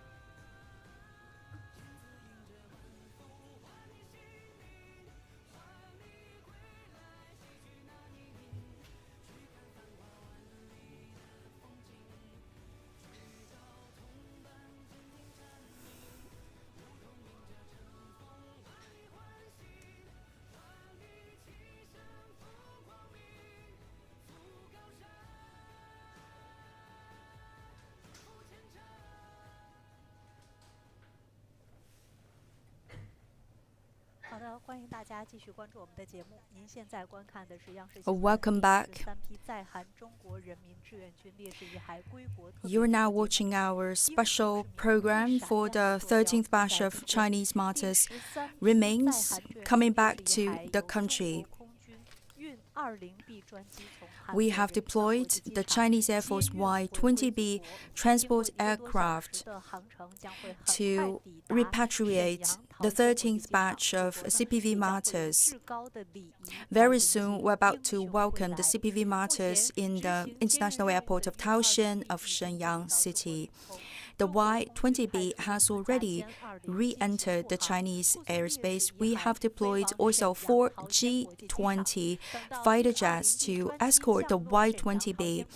When 20B touches land on the Taoxian International Airport, there will be a ceremony of the Watergate. Decades ago, in the battlefield of the Korean War, there was a great contrast of armed forces between our side and the enemy. But today, please look at the J-20 and the Y-20. You can see how much we have progressed. And Mr. Lee, this is also an event to showcase the military advancement. More than 70 more years ago, there's no plane, no truck.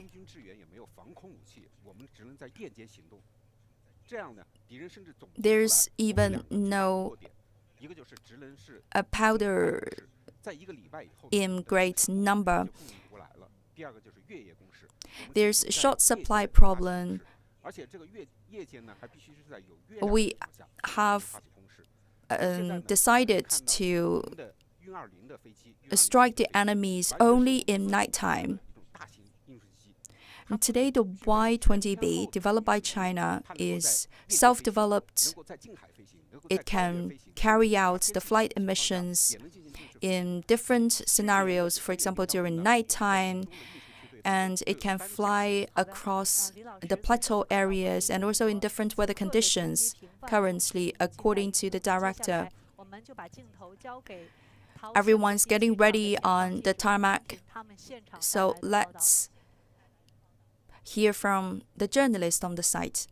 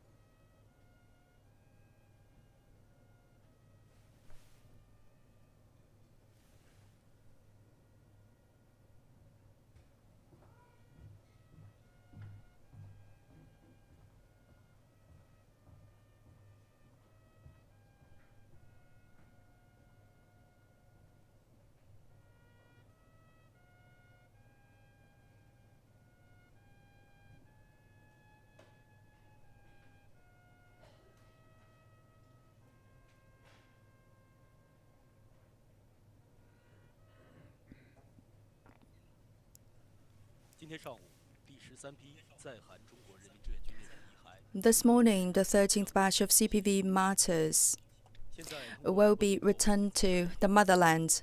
We are organizing the ceremony here. In the sky, we can already notice the Chinese Air Force Y-20B transport aircraft escorted by 4 J-20 fighter jets. They are already above the Taoyuan International Airport of Shenyang.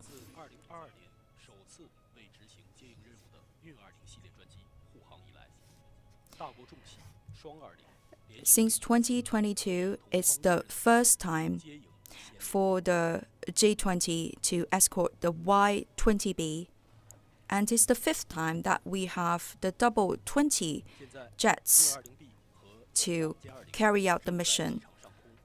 Now the Y-20B and 4 other J-20 fighter jets have made a formation in the sky.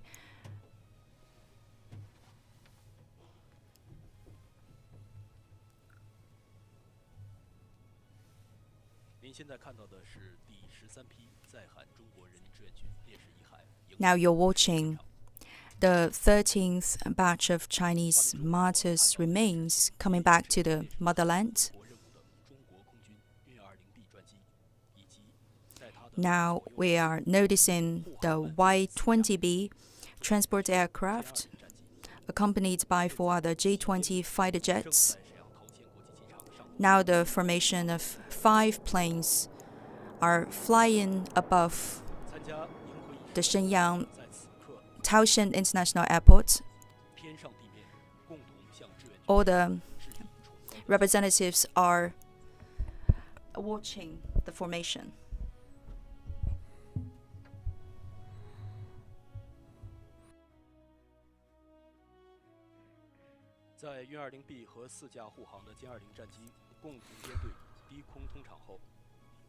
With this formation of 1 Y-20B and 4 G-20s, the fallen heroes are brought home, and you can see that the flying altitude has risen once again.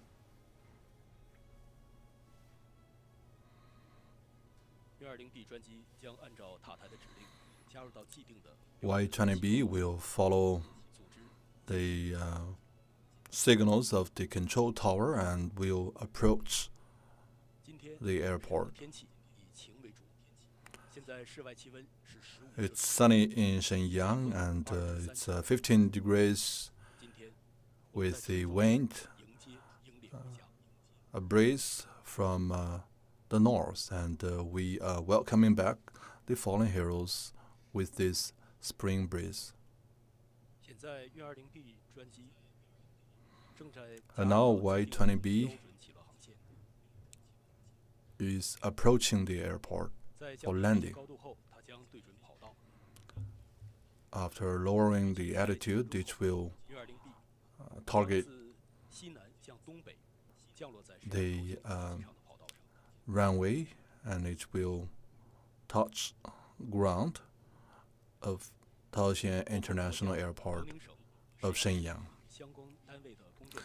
Liaoning provincial government and Shenyang municipal government have organized family members of martyrs and over 1,800 representatives of different walks of social life for this event. Each and every one of them is anticipating for this moment, and they are standing solemnly at the airport to welcome back the fallen heroes. And this is the 13th batch of repatriation of the remains of CPV martyrs, and later a ceremony will be held here, and 12 martyrs, after leaving the country for more than 70 years, are finally returning home.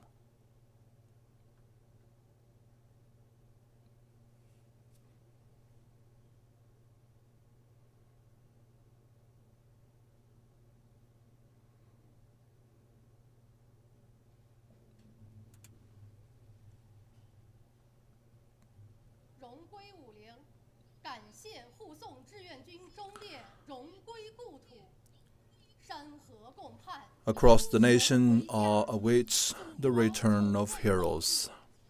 The motherland has never forgotten you. The people has never forgotten you. And we are paying our utmost tribute to the heroes. And this is Return 50. Thank you to the control tower for controlling this mission. Across the nation, all awaits the return of the heroes, and we are carrying back the remains of CPV martyrs home.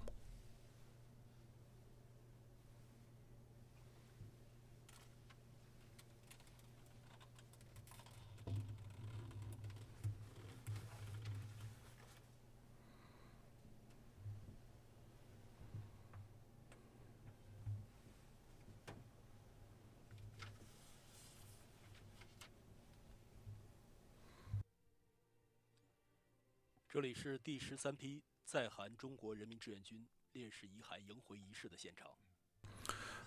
is the 13th batch of repatriation of remains of CPV martyrs from the ROK, and just now we heard the conversation between the control tower and the pilots of Y-20B. And what is worth noting is that it's the first time that a Y-20B was used to carry back the fallen heroes. And the calling signal of that Y-20B is comeback 50. 50 was the number of the year 1950 when those soldiers were dispatched overseas. And comeback is the initials of the key part of the calling signal. So we want to welcome back those remains. After 76 years, finally, they are able to make it home. And the Chinese motherland and the Chinese nation have never forgotten their sacrifice.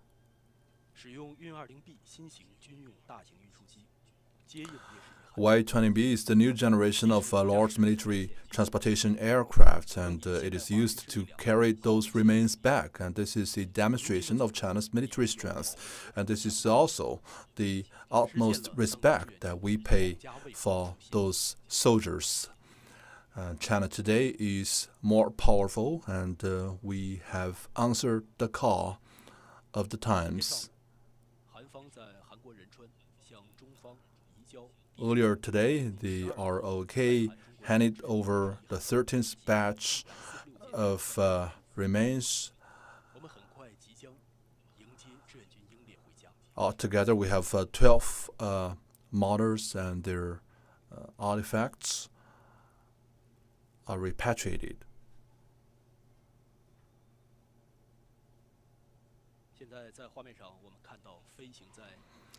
Now on the footage, you can see Y-20B, which is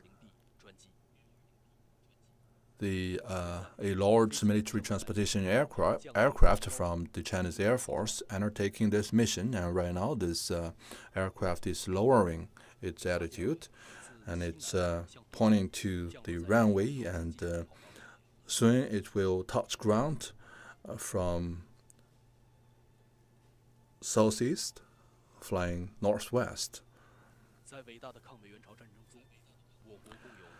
In a great war to resist the U.S. aggression and aid Korea, a total of 197,000 Chinese volunteer soldiers losing their life, and they were buried overseas. But over the past decades, they have never been forgotten by their motherland. In 2013, China and the ROK, on a principle of peaceful negotiations, signed the agreement on the handover of the CPV remains. And starting from 2014 all the way to 2026, we have welcomed back altogether 1,023 fallen heroes in 13 batches.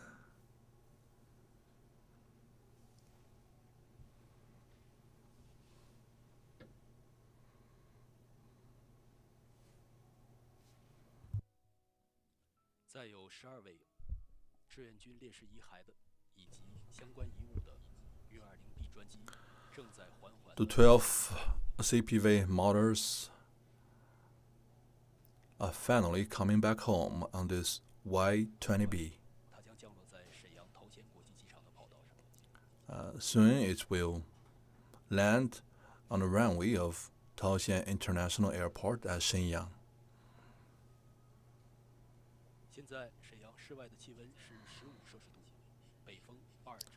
It's 15 degrees outside with the breeze from northwest. With the spring breeze and in this clear sky, we finally welcome back our fallen heroes.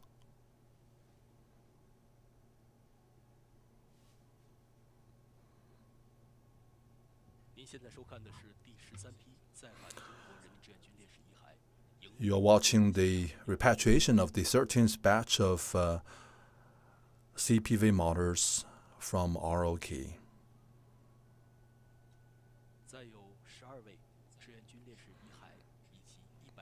The Y-20B, which is carrying 12 martyrs and 146 pieces of artifacts, is flying towards the runway, and soon it will touch ground.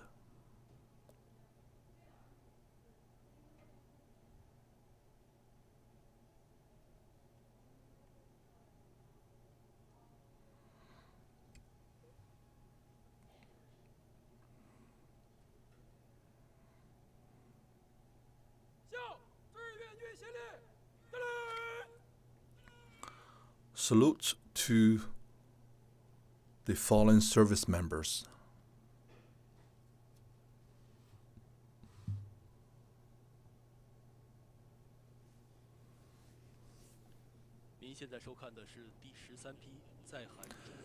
You are now watching the repatriation of the 13th batch of CPV martyrs from the ROK. Right now, a Y-20B carrying 12 CPV martyrs has touched ground in Shenyang International Airport, and right now the aircraft is taxiing on a runway. It will follow designated lines and come back to the site of ceremony, which is to be held in a few minutes. We have representatives from the army and from different walks of social life positioned on the airport to welcome back the fallen heroes.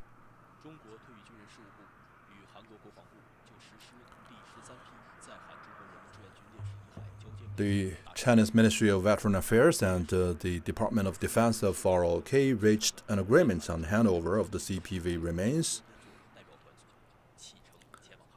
And on April the 11th, the Chinese delegation arrived in ROK, and earlier this morning, 12 remains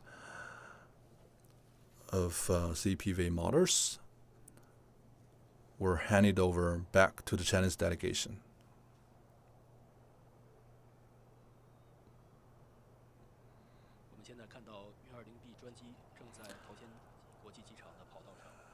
You can see the Y-20B has just landed, and it's adjusting its angles, and it will follow a designated lane to come to the center of the ceremony spot.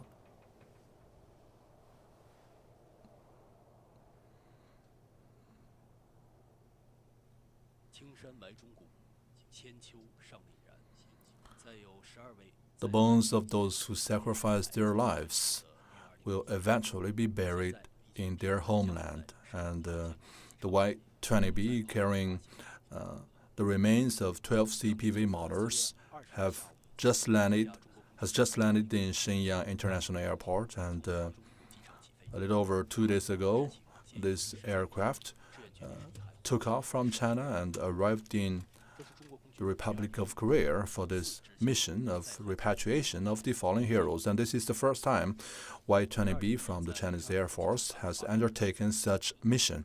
Y-20B was a upgraded version of Y-20. It's equipped with made-in-China engines with a longer range, higher altitude, and much better performance. And this morning, the Y-20B flew back from the ROK, and after entering Chinese airspace for G-20s, took off to escort the Y-20B. And at the airport, we have a backdrop designed for this special day, and you can see that it carries the Chinese characters which read, "Across the land all awaits the return of heroes." And this is a special moment that we inherit the spirit of sacrifice. And this logo and the design drawing are also inscribed on the Y-20B today.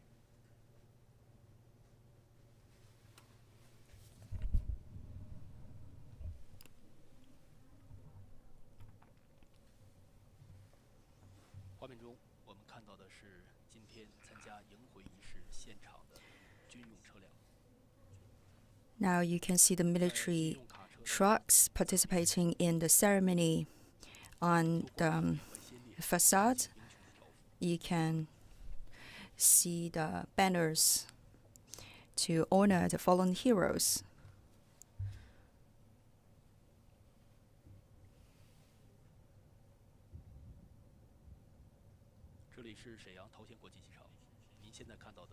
We are now bringing this image to you in the Taoxian International Airport of Shenyang. We are organizing this welcome ceremony for the 13th batch of CPV martyrs. The Y-20B is still taxiing forward.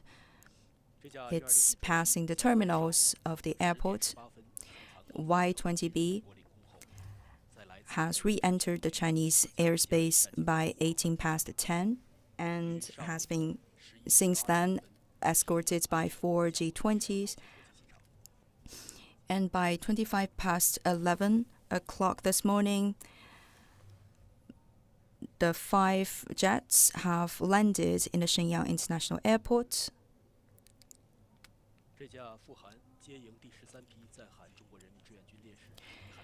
The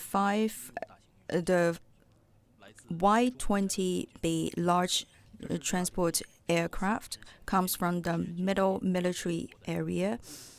It's the first time for the Y-20B to carry out the mission of repatriation. It's the most advanced made-in-China large transport aircraft, and it has made its debut last year during the military parade. It's a symbol of the most advanced military forces of China, and we have deployed this aircraft to bring our CPV martyrs home.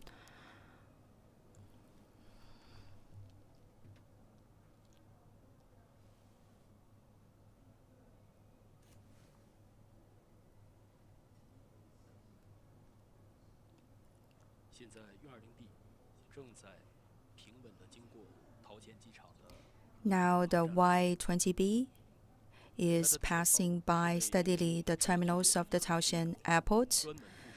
Ahead of it, it's the Watergate area dedicated to this repatriation ceremony only.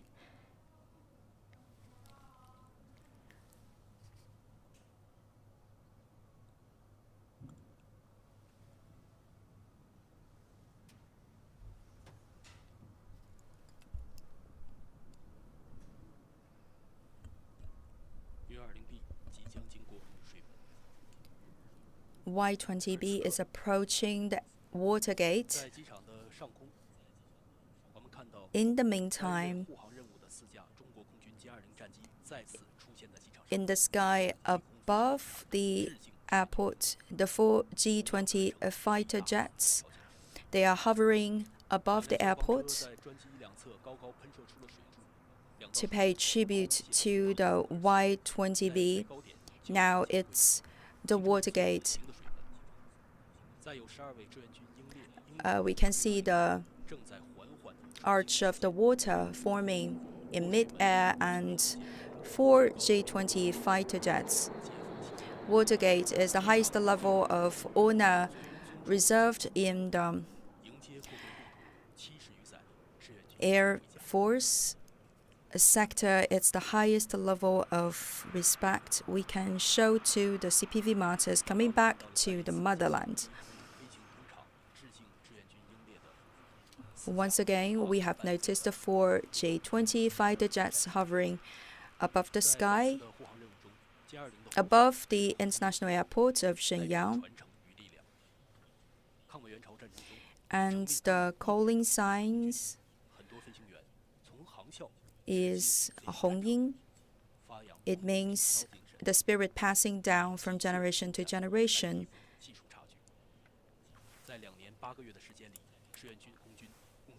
In 2 years and 8 months,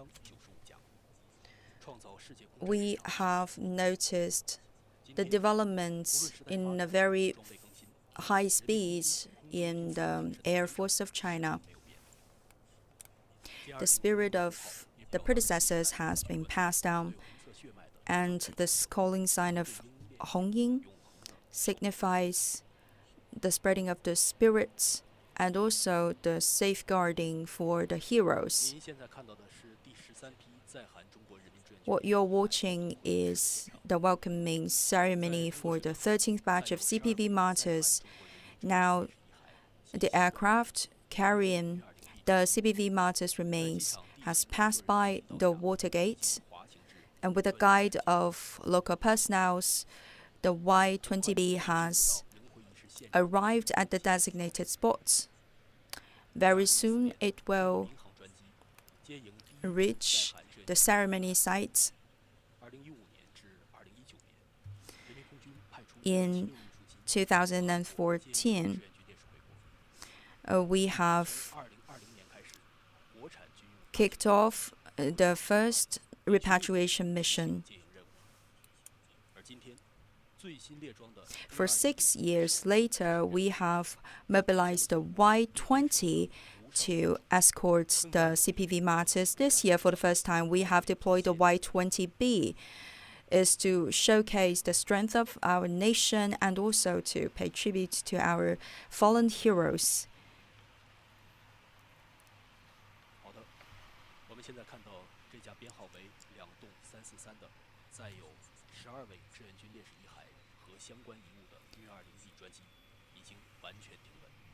Now, as you can see, the Y-20B numbered 20343 has reached the designated spot. In order to guarantee a safe trip back to the country,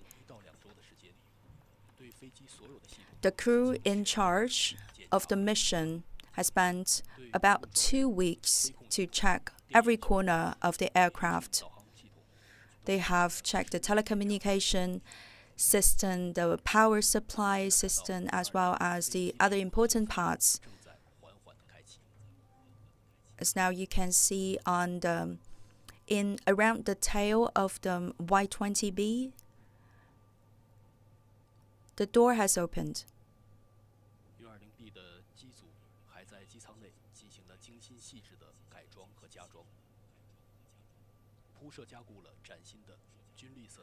We have also reshaped the interior design of the Y-20B so that it can be adapted to the demands of this mission of repatriation.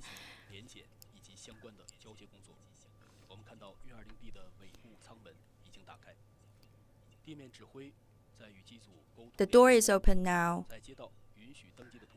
The land personnel has communicated with the crew team on board. Now the representatives of the customs as well as the CPV martyrs cemetery are getting ready by the tail of the aircraft.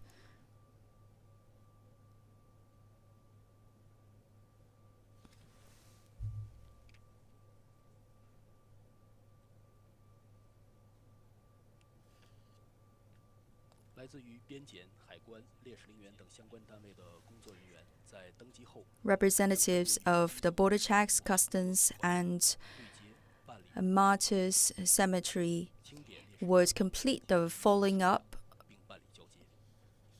procedures and will also move to the handover.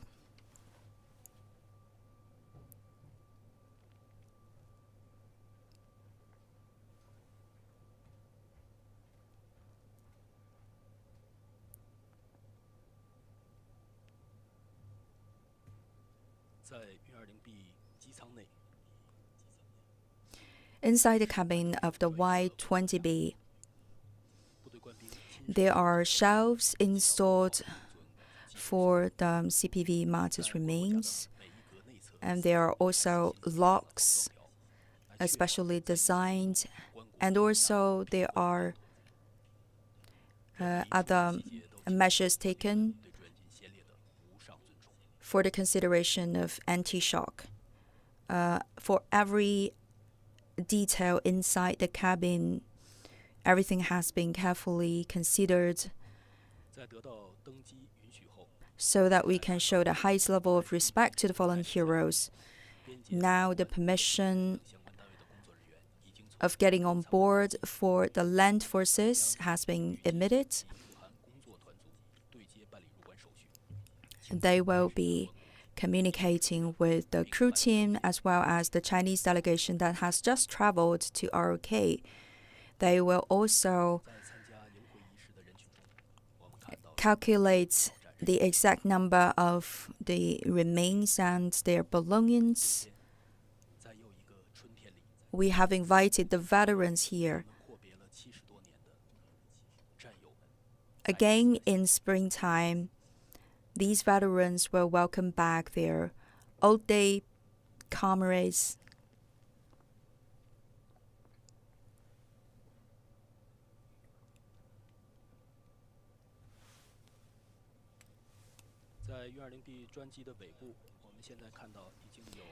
Towards the tail section of the Y-20B, honor guards have arrived by both sides of the exits. Representatives of the Chinese delegation to ROK have stepped down the plane. They will also be joining us during this ceremony.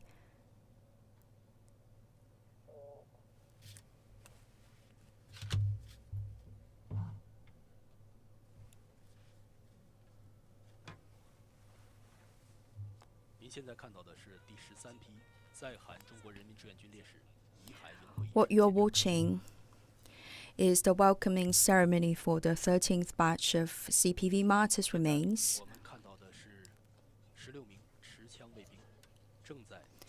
Now 16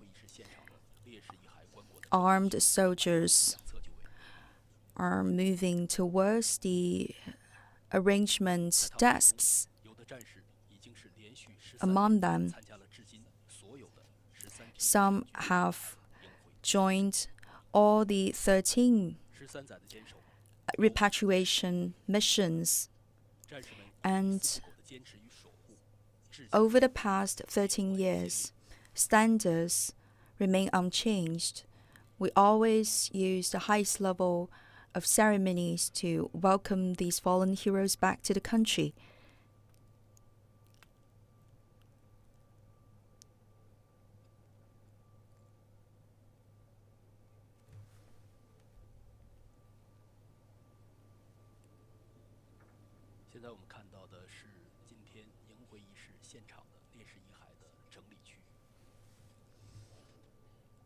Now we can see 3 rows of arrangement desks. the soldiers, they are ready, and they are by both sides of this area of arrangement. To the east of this area, it's the placing area for the martyrs' remains. We have 16 armed soldiers getting ready here in the area.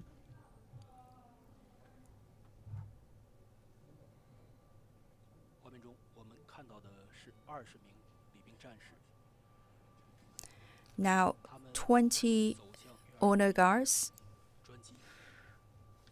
they are marching towards the Y-20B, and they are holding the carrying shelves, the structure for the coffins. They're about to get on board in the Y-20B, and later they will be escorting the CPV martyrs' remains as well as their belongings.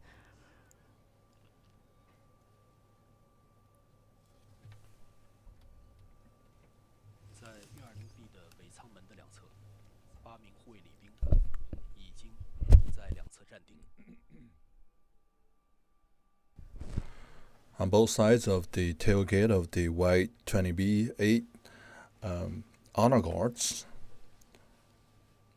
are standing ready.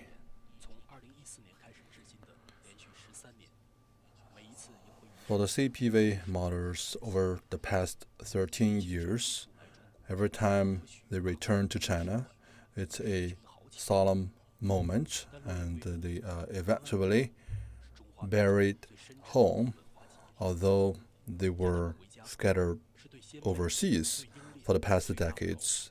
And welcoming back in such a way is the utmost tribute that we can pay to those fallen service members. And each time we welcome them back, it's a conversation with time and history, and many of their relatives may not be able to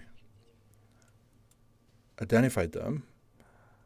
But now, at this moment, each and every one of us are a family member of them. And now the honor guards have got inside the cabin of the Y-20B, and later they will escort the fallen heroes out at the airport. You're watching the repatriation of the 13th batch of CPV martyrs from the Republic of Korea. Over the past decades, they have been left behind and buried overseas. But the motherland and the Chinese people have never forgotten them, and today we are welcoming them back. And altogether, to this day, we have welcomed back 1,023 CPV martyrs. The first batch in 2014, 438. The second batch, 68. The third batch, 36 martyrs. And the fourth one in 2017, 28 martyrs. And the fifth batch in 2018, 20 martyrs. And then in 2019, 10 martyrs are back.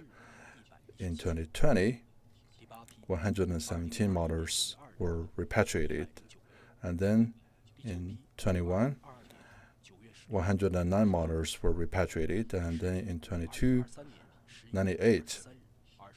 Then in 23, 25 martyrs were repatriated. And then in 24, 43 martyrs were carried back. And then today, then last year, 30 martyrs were repatriated. And today, 12 CPV martyrs were repatriated in the 13th batch. And from 2014 to 2026, for 13 consecutive years, and this repatriation has never stopped. So this in itself is a grand national story to tell. It's the wound of war that is being tamed by the care of the nation, and their historic sacrifice is being honored in this way. And the return of 1,023 soldiers in itself is a testament that they were never forgotten by their motherland.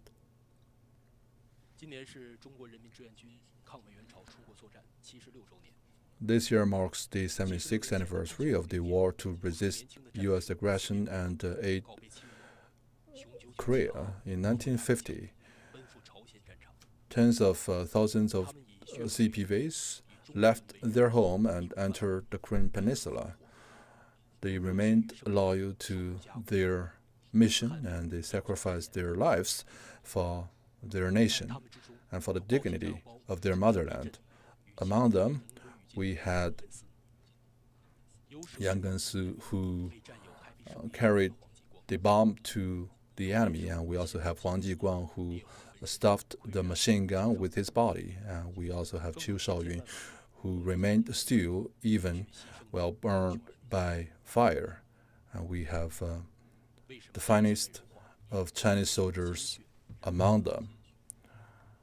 Why is the national flag red? It's dyed in such a color by the blood of Chinese soldiers. Over the course of the war, 2.9 million CPVs entered the Korean Peninsula, and more than 190,000 lost their life in the peninsula.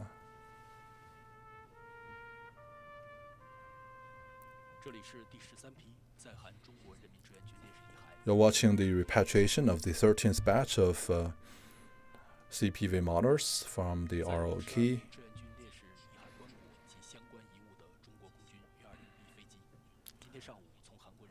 The Y-20B from Chinese Air Force earlier today took off from the Incheon International Airport, and after entering Chinese airspace, it was escorted by 4 G-20s fighter jets. And a few minutes ago, the plane landed in Handover Airport in Shenyang, and you can see that the honor guards are now carrying the coffins of CPV martyrs off from the aircraft, and they are holding the souls of the fallen heroes, and each and every one of them are walking in tandem. Every minute they walk 116 steps. To make this moment more solemn, they have slowed down to 80 steps per minute, and we're not talking about a long distance, and it's only 40 meters, and you can see how these honor guards are walking in an upright manner, and it is in this way that they show their tribute to the fallen service members. In order to ensure this high standard of ceremony and tribute, these soldiers had gone through trainings more than a month ago, and each coffin is weighed 15 to 16 kilos, and in order to hold the coffin still and calm, and they added the weight of the coffin used in rehearsals. So they do this in such precision and meticulous way to pay their utmost tribute to those fallen heroes. And among the crowd of today's ceremony, some are family members of those fallen heroes, and some veteran soldiers have attended this event for 13 years in a row, and they are carrying the load of history, which carries the weight of the nation's memory.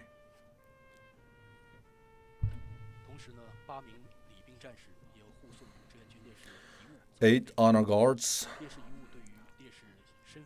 behind carrying the artifacts or the objects used by those CPV martyrs off the aircrafts, and over the years we have been identifying DNA of those fallen heroes and matching their DNA with their identity. And we have also built a DNA database for the CPV martyrs. And as of now, a total of 1,011 martyrs have been identified, and 36 of them have also identified their relatives. So we conduct this ceremony in such a meticulous way so as to bring back those martyrs in a respectful manner.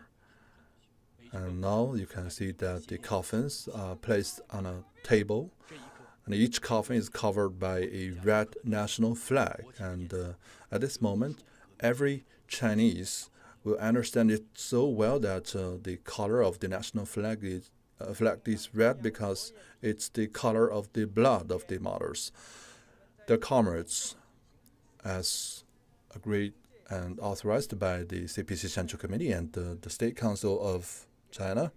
We are gathered here solemnly to witness the repatriation of the 13th batch of CPV martyrs from ROK. And this is a moment to highlight the spirits of the soldiers. And we have with us guests from the Chinese, the Central Publicity Commission of CPC Central Committee, Ministry of Foreign Affairs, and Ministry of Defense. The war to resist U.S. aggression and aid Korea was a just war fought to protect this nation. And although it has been 70 plus years, the spirit is still cherished and remembered. And today we gather solemnly to remember those fallen service members, and we can tell them with great certainty that the country is in a very good shape as they wished and fought for 76 years ago. And at this ceremony, we have the Armed Forces of China, the PLA, pilots, astronauts, Olympic medalists, cultural practitioners, and representatives from other sectors of the society. And you can see how solemn this occasion is on site.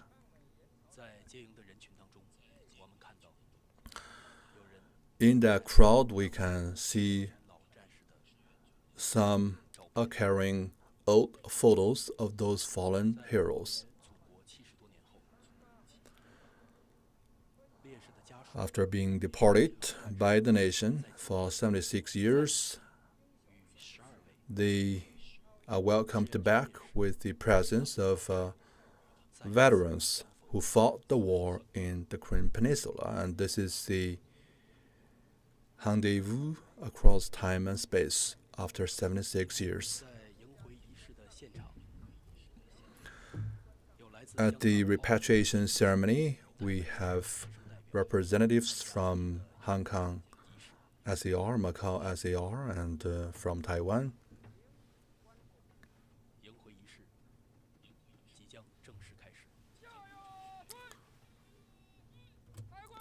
Now the repatriation ceremony has officially kicked off. Eyes right. Coffins lifted. Turn right.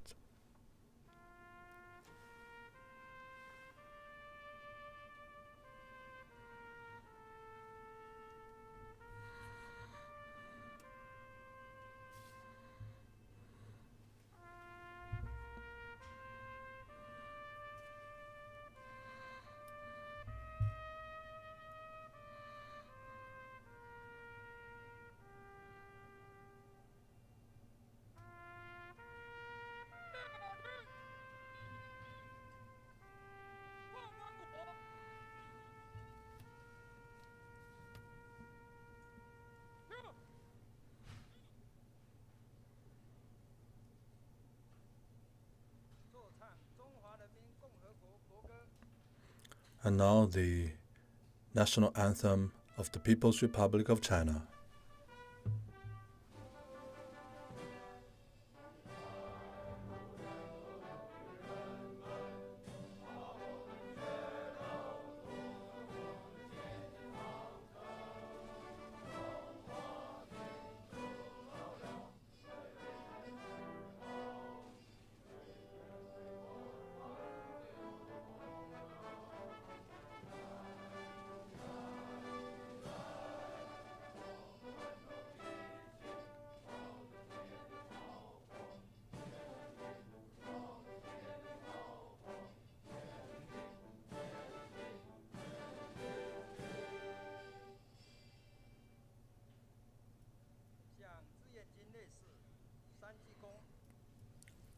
And now let's take 3 bows to the CPV martyrs. First bow. Second bow.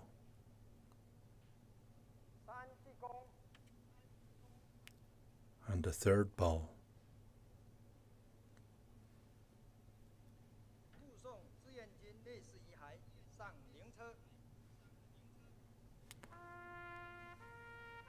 Now let's carry the martyrs to the hearse.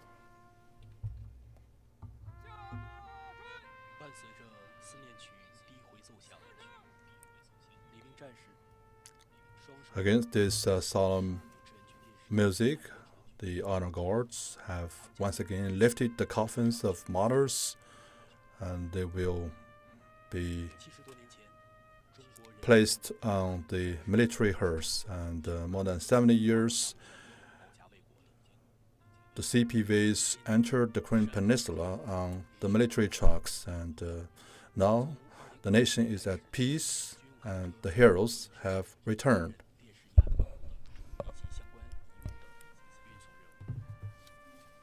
Since 2020, they have been in charge of the welcoming back and escorting of the CPV martyrs' remains.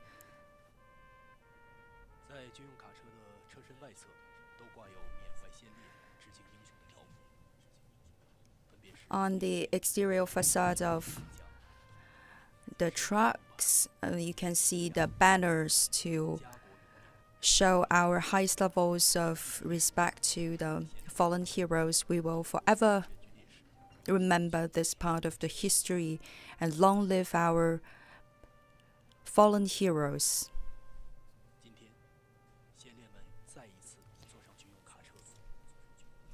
Today, once again, they embark on the military trucks. But this time, what is different is that they can witness the strength and the prosperity of the country. Starting by the year 2014, until today, we have welcomed back 1,023 CPV martyrs' remains. But it's far from the end. The ceremony shows that we will never give up our effort to find out and get back all our CPV martyrs' remains.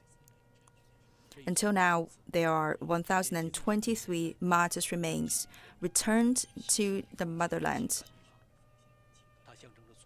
This is like the passcode connecting the past and the present, connecting the heroes and the motherland as well as its people.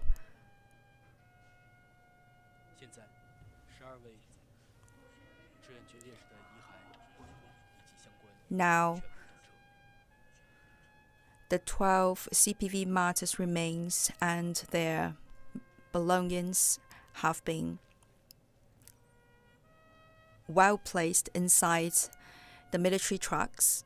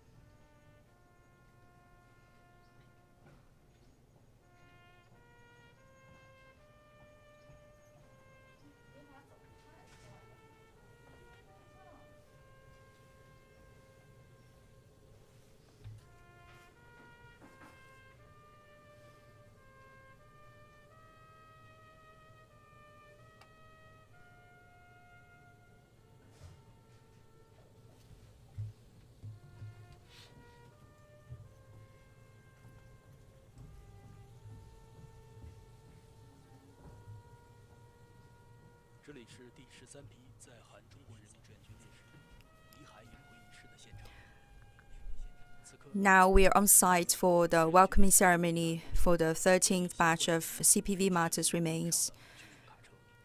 Until now, the 12 CPV martyrs remains and their belongings are well placed in the military truck. Everyone on the spot is watching the military trucks. Today, those dearest people have been returned to the motherland. They have never been forgotten by the country, nor by its people. The military trucks carrying the 12 CPV martyrs' remains and belongings are escorted by more than 70 rangers. They have made the departure from the international airport of Taoxian of Shenyang city. The fleet will travel a distance of 29.7 kilometers through the downtown area, from the south to the north of the city.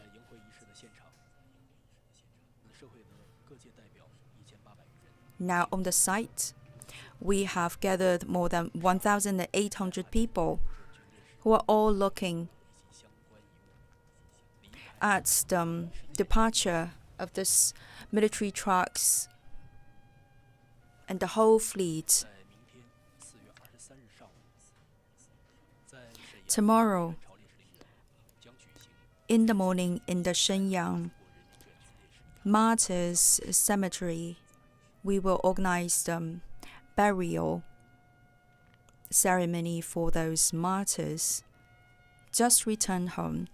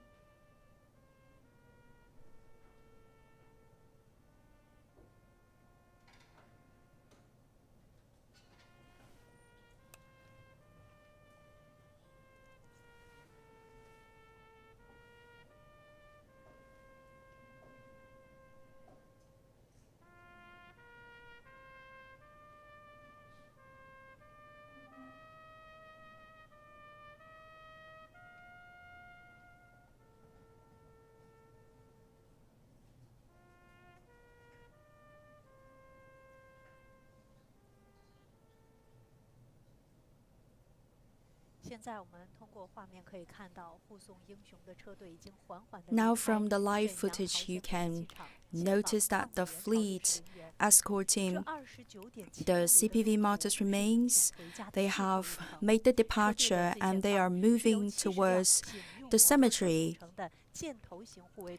In front of the fleet, there is a group of 70 rangers. This is a very professional team that have completed countless missions in recent years. And in the first place, in the head of the team, it's one of the members of the Ranger team that has participated for the 5th time. And it's also the 3rd time for me to be the head of the team. In 2022, I joined for the first time in a mission. It was very impressive. It was raining very hard. We were running at a speed of 70 kilometers per hour. However, due to the heavy rain, we have to be driving very carefully. The raindrops almost made our eyes hurt. We cannot wear protective glasses, but we have to stick to our position and keep going on because we know we are escorting and leading the military trucks that are carrying the martyrs. And those martyrs, they have embarked on a road to the battlefield at a younger age than we have today. We are already an experienced team, but still we should be carrying out this mission just as the first time. Thanks to the contributions of these martyrs, we can have the peace and stability of today. Our city, Shenyang, is receiving the remains of the martyrs in the name of the country. And for our ranger team, we will use the best formation to escort the martyrs home. It's our most solemn promise to the heroes. 这会儿我们看到运送烈士遗骸的车队正在缓缓前行。此刻，沈阳这座以工业脊梁撑起新中国的城市，已经开启了一场全程参与的。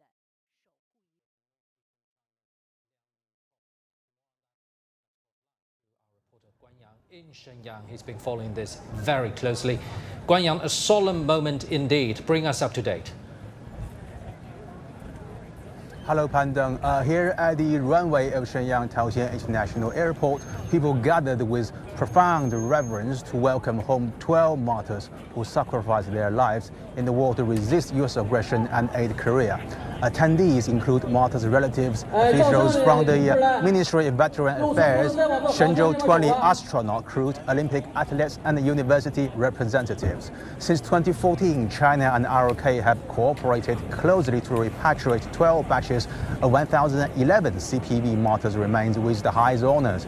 Today's mission marks the 13th consecutive year of this handover, as testimony to our shared respect for heroes and the memory of history.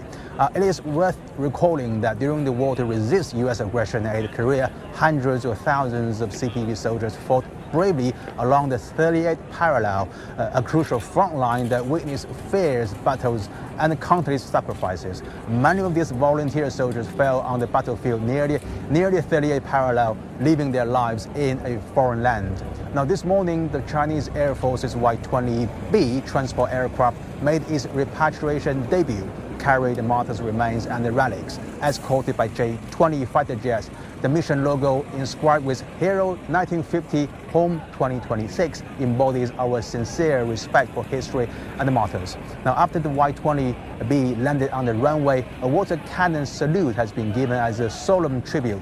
Subsequently, the martyrs' caskets covered with the national flag were guarded by PLA soldiers, followed by the playing of the national anthem and the 3 bows to the heroes. Now, among the repatriated remains of Chinese People's volunteers, a small number have been identified through DNA testing. Now, the following story is about one of them, Martyr Qian Kunhua.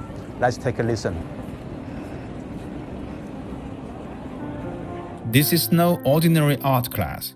In this classroom, brushes bridge time and space. Following the descriptions of the family Qian Kunhua, a volunteer soldier who served on the Korean Peninsula more than 70 years ago. Born in Yixing, Jiangsu province, Qian left his hometown at 20 in 1951 to fight in the war. He was only 22 when he sacrificed his life. If some areas are painted too dark, they will look unnatural. So we need to adjust the black, white, and gray tones. We also need to make slight adjustments to some details, such as the facial features, the corners of the mouth and eyes. To fulfill the martyr's family's wish, after more than 70 years, Qian Kunhua and his family finally had a long-awaited reunion across time and space. When Qian went to the battlefield, he didn't leave a single photo for his family. Not knowing what he looked like became the biggest regret of his family. Among all his relatives alive today, only his 82-year-old niece had seen him once. With the efforts of all parties, the portrait was finally completed. We feel both honored and pressured to take on this task. Unlike previous paintings, there is no actual image of the person. We need to repeatedly communicate and confirm with the hero's family to make the portrait both in shape and spirit. As the family's representative, the nephew of Qian Kunhua visited Shenyang Martyrs Cemetery of the War to resist U.S. aggression and aid Korea to pay homage to his uncle, fulfilling their wish. Though never meeting him, he knew his uncle was a national hero. Over 197,000 martyrs gave their lives in the war, and their names, including Qian's, are inscribed on the name wall within the cemetery. I wasn't born when he gave his life, so I hope to see his portrait. My elder sister wanted to send my uncle off to join the army at a ferry. My wish is that a painter can draw his portrait according to my elder sister's description, because she has memories of him.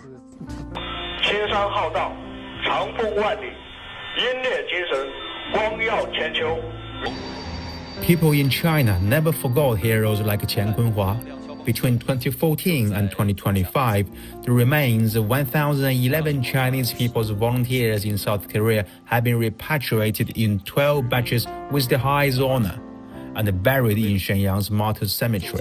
36 identities, including Qian Kunhua's, have been confirmed by a DNA matching, turning unknown heroes into named ones. Dear uncle, this is your nephew. I'm here to see you. We still miss you very much. Today, we brought you black rice, shusha crispy candy, and lilies from our hometown. These symbolize the reunion of our family. May you rest in peace. Later on today, the remains of these 12 martyrs will be escorted to Shenyang Martyrs Cemetery for tomorrow's burial ceremony. Along the main roads of Shenyang, local residents have gathered spontaneously, holding small national flags and standing in silence to welcome the convoy carrying the martyrs' remains. Now, their sincere gesture shows the deep affection and respect of the people in China. Back to you, Pandong. Thank you very much, our reporter Guan Yang in Shenyang, and those heroes will be remembered by the whole nation. You're watching Global Watch on CGTN.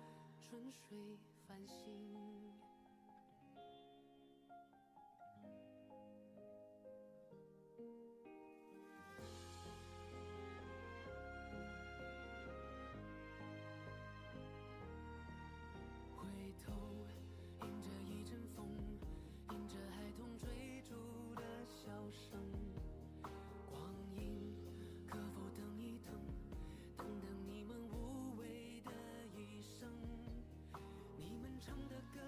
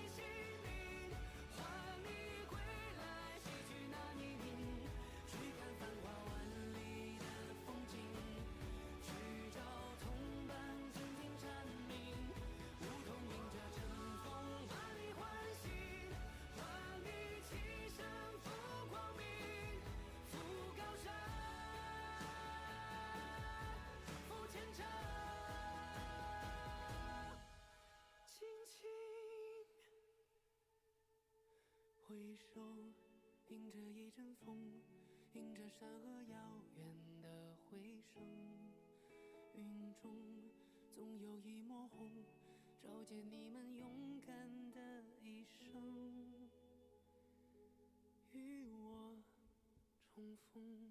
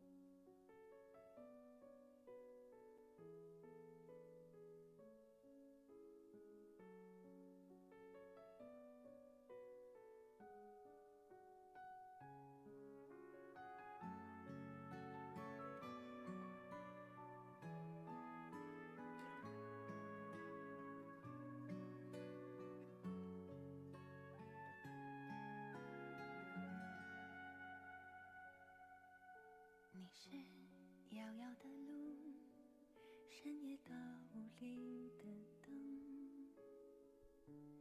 我是孩童啊，走在你的眼眸。你是明月清风，或是你照拂的梦。千句不见到